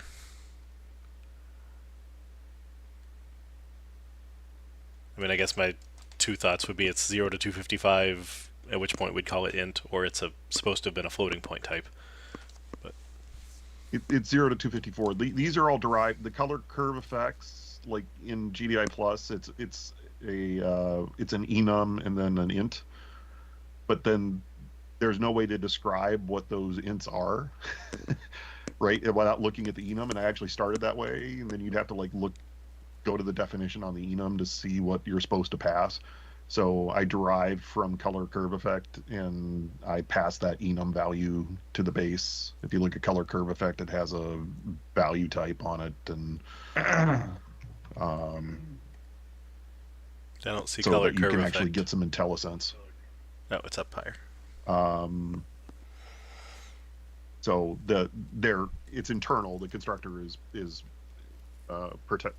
private protected, but it takes an enum value, a native enum value for which type of your thing you're talking about, and then the int is your argument. So I'm typing it more by deriving it for each of the. I think there's 6, 7, 8 cases in that one that derive from that. But they're all pretty big spectrums, but there's things like it goes from 0 to 254 or 1 to 253. There's just odd or 0 to 100. That's the other thing, or negative in some cases. Okay, so it wouldn't be a good API to just expose the enum of what effect you want and int of what value, because the docs for the int of the value would be like, see the enum type, which is not great. Yep, which is where I started. After I wrote the docs up for all of that, I realized that was crazy and derived it all. So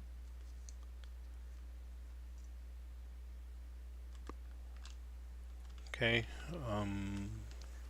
and the enum names are what those are, right? So it was like black saturation was the enum name for that thing. Mm-hmm.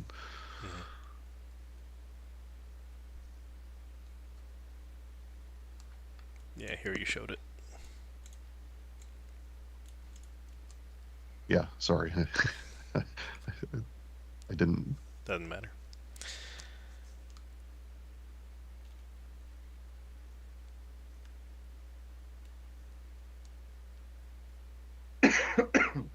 And then these are all just typos. I assume you just meant public has a constructor. Yes, sorry. Yep. Copy paste fail. Yep.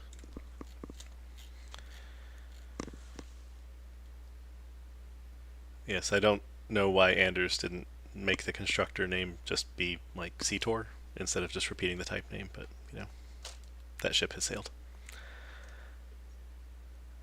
Those ones I can seal, and I should probably. Those 4 above, The because they have no parameters. okay.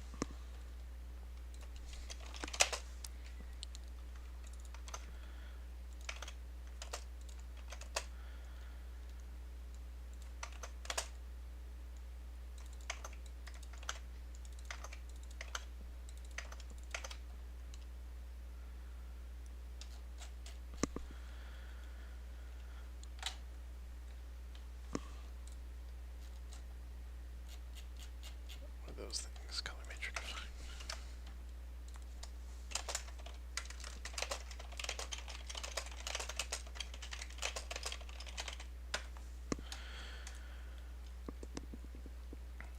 Okay, how about the color curve effect children?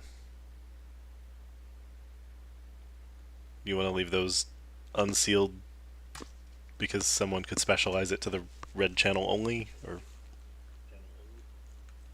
Or they would be specifying a particular set, like they're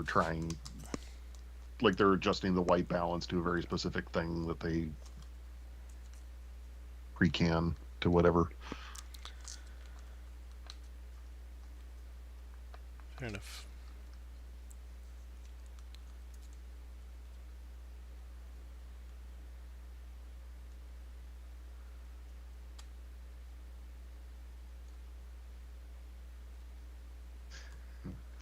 All right. So is highlight effect adding a highlight, or is it the very bright whites? It's the bright whites. Hold on. I didn't copy all the documents into this because Right. it was Well, like because I once too. I saw midtone, I'm wondering if we should say highlights effect and midtones effect. I'm keeping the names that they have, and the difference there is overlap here, but like on the like for some of them here, you like this one you can adjust the curve channel, and the other one you cannot. Um, so I believe this is effectively white point, but I don't have enough details to look at it to say it's exactly that, right? Is what does it do the exact same thing that Photoshop does? I don't know. I'm just looking at it. Shadow effect to me sounds like add a drop shadow, and highlight effect to me sounds like add a halo. And but if it's shadows and highlights, Yeah, then I'd feel differently. we could do plural. That's fine. I think as long as we keep it somewhat aligned with the GDI plus thing, so that it like Yeah, Emo, you're a photographer.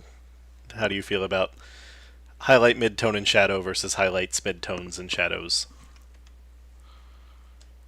I mean, it really depends on terminology. Like they all use different ones, right? So if you find two apps that use a certain terminology, then good for you.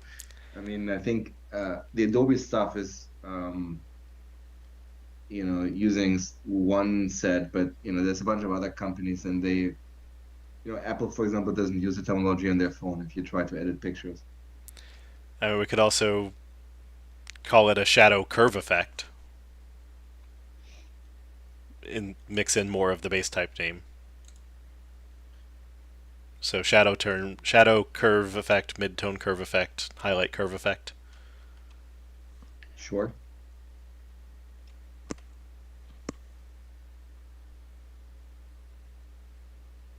How do you feel about that, Jeremy? I'm fine as long as it references the other one.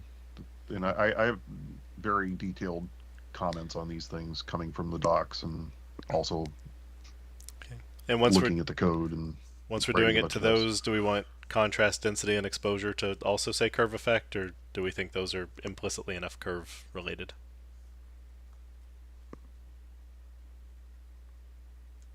I'm just I'd asking. Are say we consistent. okay? So add curve effect in all the color curve effect types.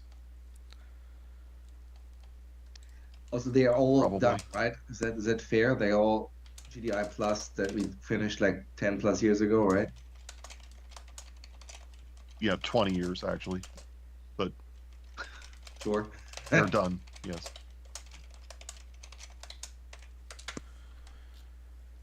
Yeah, at this point, I think it's more important that we align with whatever terminology the docs have on those than probably whatever we think is the prettiest name, given that they're effectively that we are late to the party. Yeah, but we still don't want to be Yeah, confusing. I don't want to give it a C-based name, but I think it's more like what terminology they're using in general. And again, this was just out of a enum for these things, but they're all for the color curve effect. Right.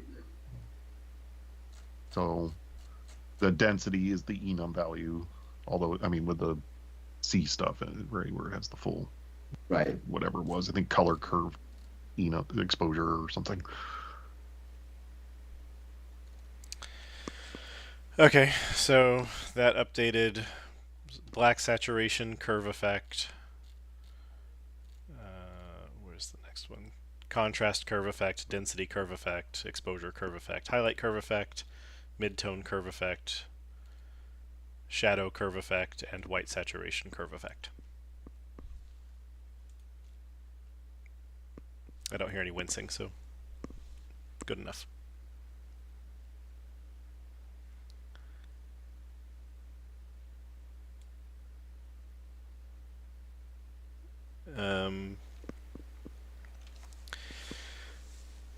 All right, so I see here for red eye correction that you're taking array things.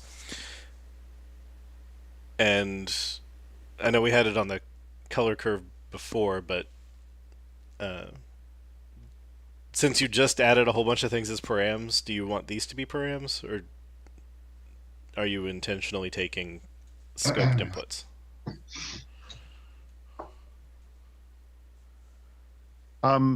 They can be params, yeah.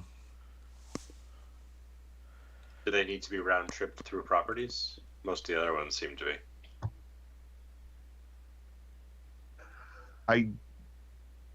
Oh, there's a comment. I was conflicted on this one. Because like when you're returning, because you can mutate, although if I just return them in the same way I was doing for the other one as like a read-only memory, I didn't want to give any idea that these things, like some things with effects, when you go and apply them, like some models, right, you can go edit them after the fact. You're just attaching it to the bitmap. This is just like a blast through, right? It changes the bitmap when you actually apply an effect permanently, right? It doesn't like add an effect to a list of effects or anything like that. So I think read-only memory would probably be the right thing for this one too. So that was my question, like, how do we stack effects? You just draw multiple times? Correct.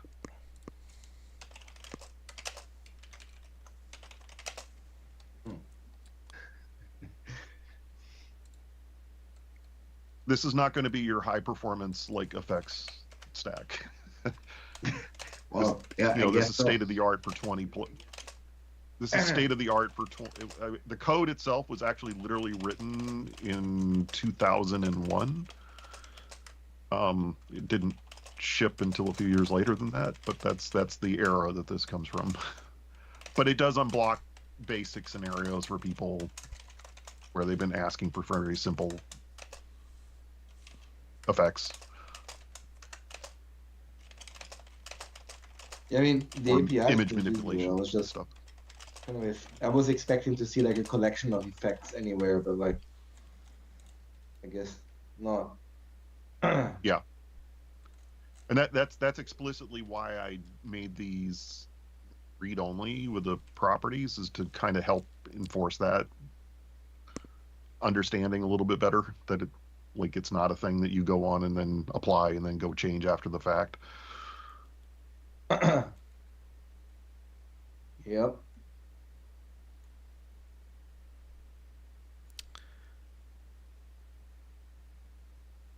I was about to ask this, but you already answered it.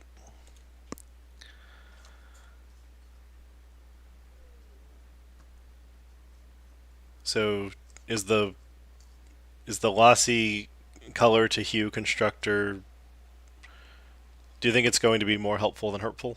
I assume yes, because you proposed it, but I'm just asking the question. Yeah. Okay. It's because there's other stuff in the color that don't apply, right? And it's being converted to an int, so of hue and the amount. Mm-hmm. I mean, the hue is being pulled out, and that's being converted through floats and whatever else. And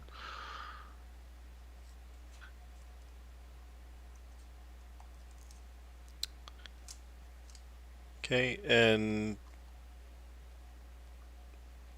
for the sharpen effect, I assume you're saying float because you're representing the accuracy of what the underlying system is doing? yeah, it takes a float. Okay, and I know we generally generally speaking, don't. everything in GDI Plus is floats. Yeah, I know we generally don't do float, but I assume that since we're float in, we should be float out on the property, so seems fine.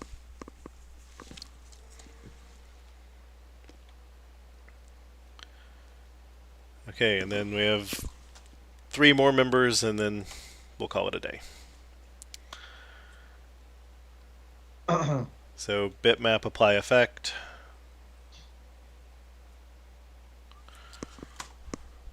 What is rectangle? I guess the area where the effect is What applied. What part of the bitmap you're applying it to? Right. Is it a class or a struct? It's a struct, I believe. It's a struct. It's system drawing rectangle. Okay, so passing the rectangle of no width and no height means everywhere. Yeah, and we use that pattern other places too. Okay. Like like point has empty on it. That's just like it's 0, 0. And we use that as a default thing all over the APIs in GDI Plus. It says, oh, well, you don't specify, because I mean, it doesn't make any sense. Like, you're not going to apply something to nothing. So when you sent nothing, you really meant the whole thing. But they're And there's they're no- blittable. The only exception to this is color. Color actually is not blittable and has its own thing in it. So that one kind of bucks that convention. There is a special empty. But yes, this is the standard pattern. Okay. And there's no factor for how strong the effect is applied. It's just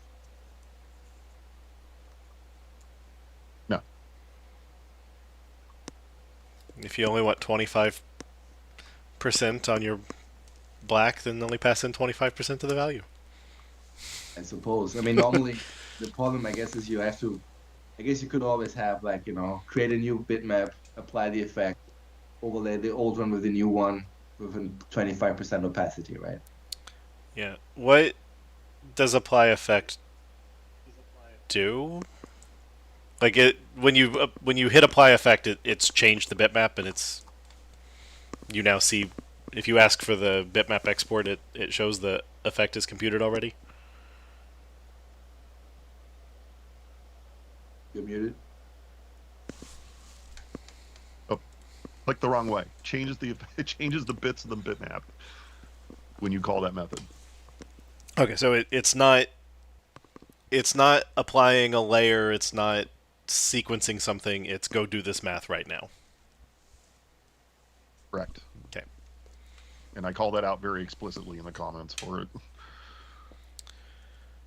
Okay. That is what it's called in their API. It's called apply.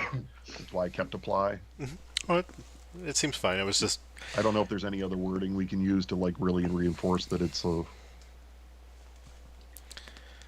And on the draw image one, you use rectangle F versus rectangle on the bitmap. Is that intentional?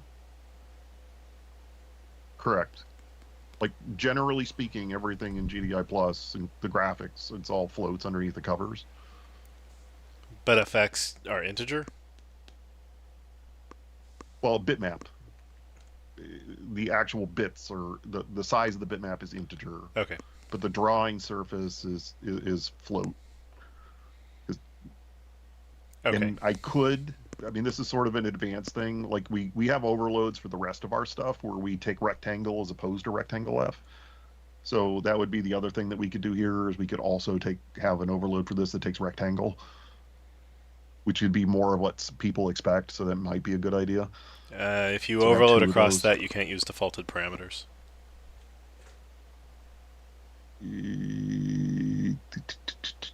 Because they'd be ambiguous. Yeah, and I think there's an implicit conversion from rectangle to rectangle F, if I recall.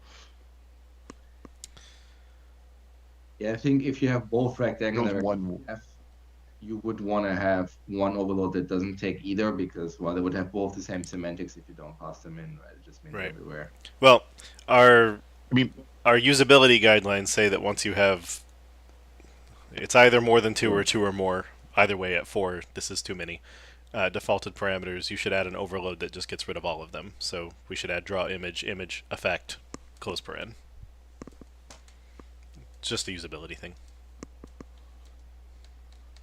yeah, there's an implicit operator to rectangle, so we don't need it. Sorry.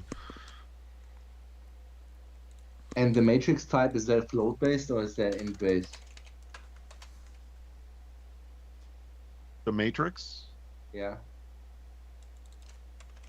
they're floats. And we don't have an int based matrix presumably, right? GDI plus or in System.Drawing, I should say. They're sorry. Let me make sure I'm like responding to you correctly. What are you asking again? So because you have rectangle F and you have matrix, right? So we obviously have a rectangle without the F. And I guess what I'm asking is if matrix is already float based, then Oh, it does seem weird to so have an overload that, matrix, yeah. they're all float based. Yes, matrix is float based. And then we don't have like an in-based matrix, or do we? No, it's just a standard Yeah. matrix, just like there is in system numerics. And honestly, I probably wouldn't do the overload with rectangle because, well, everything else is float based. Might as well keep it float based. Yeah, well, people are used to using the non-float ones. They just get cast to floats, but like again, there's an implicit conversion from rectangle to rectangle F. Well, yeah, then even more so. Yep. So I don't think we need it or As you wouldn't said, want it's to on do a it. high-performance graphics stack, so I think the conversion is fine. Yeah. Your conversion from rectangle to rectangle F is not going to be the thing that slows you down. None of this is hardware accelerated. It's just loops. Ah, nice. But 20 plus years later, it's much faster than it was. I guess so. Hey, my graphics card gets too hot. It's nice that there's some code that's going to let it cool down. Just keep in mind our CPUs are slower these days than they used to be. You no longer get 4 gigahertz processors. You only have 2 gigahertz, where you have like 64 of them now. All right. And now I'm confused about what you're doing for color matrix. So it's a 5x5 matrix.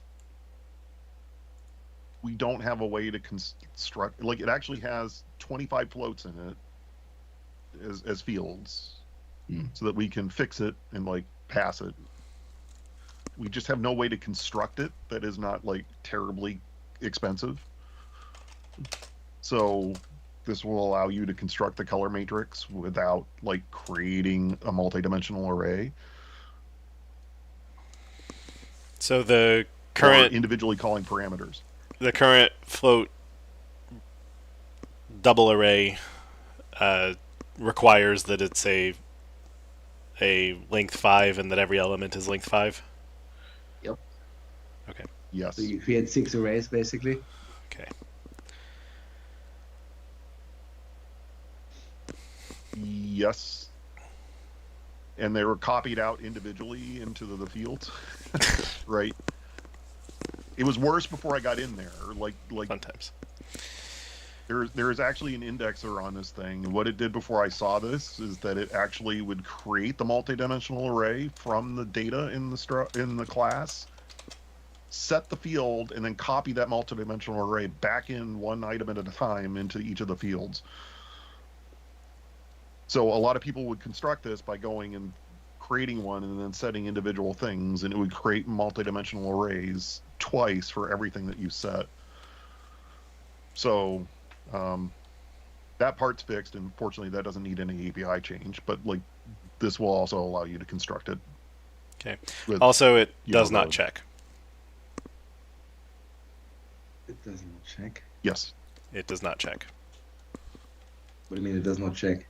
If you give it too small of data, it will throw. Oh. And if you give Well, it too man, much it data, it checks. doesn't care. No, Yeah. like it accepts too much.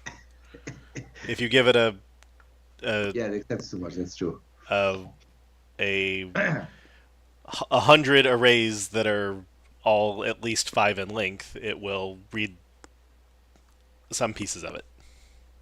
What you're really saying is this API is really friendly towards using pooled arrays. Yes, we optimized it for pooled arrays 20 years later.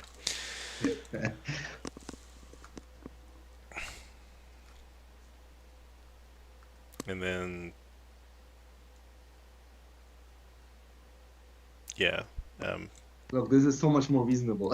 yeah, that's not a happy exception. Why not? Well, it'll just say color matrix is out of range. It should have been 25. Instead, it's 11, and you're like, I didn't have a 25 in it at all. Like the exception message, you're not saying anything about the length. Throw the exception. Just like work on the message. Oh, I see what you're saying. Oh, yeah, that seems fine to me, but yeah, whatever. Yeah, I mean, People that call the API now, they're supposed to pass in 5 times. if this says rows. the string literal new color matrix dot length, probably fine. Just that the Yeah. that this right now is a bit of a mismatched exception message. Okay, so yeah, it's good that this is checking, whereas previously it didn't.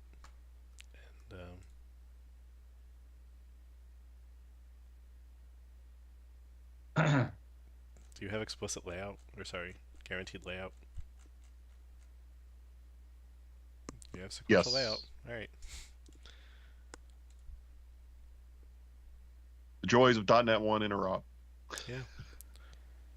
I'm sure Jared would like to buy you a beer and then smash the bottle over your head for caring about sequential layout on a class. So. Okay, I think we finished. And everyone should disregard my statement of a threat from Jared to Jeremy because it was a joke. Yeah. We almost got through all of them. So. Alright, so that gives us... So the only one that's left is the format, converting the format of a bitmap.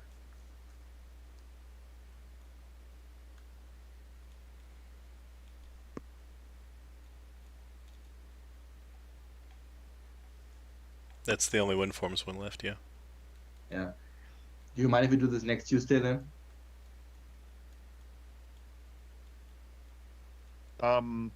Probably can. I won't be around, but I think Lonnie can handle it.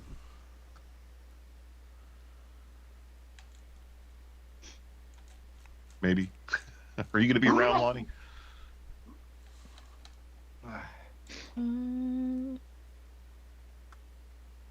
Yes. I'll be around. Okay. Perfect. Okay, well, I won't be.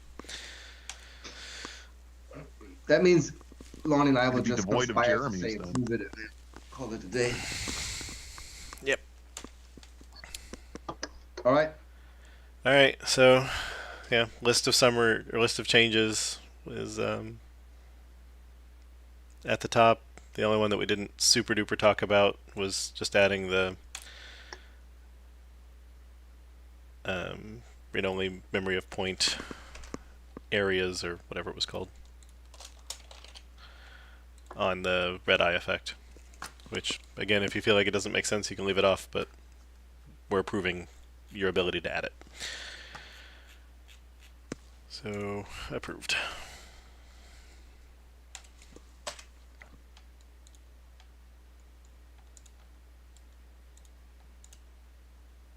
Bloop.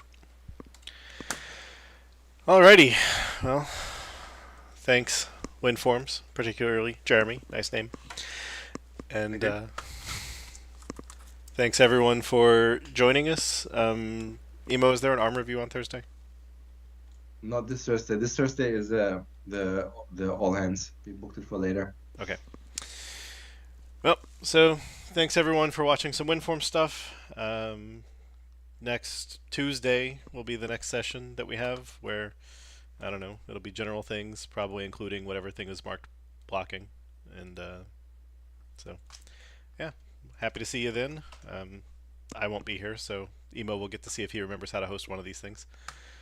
And yeah, the rest of us will see you here at our same .NET time on our same .NET channel. Auf Wiedersehen. Now I started in Spanish. Ciao.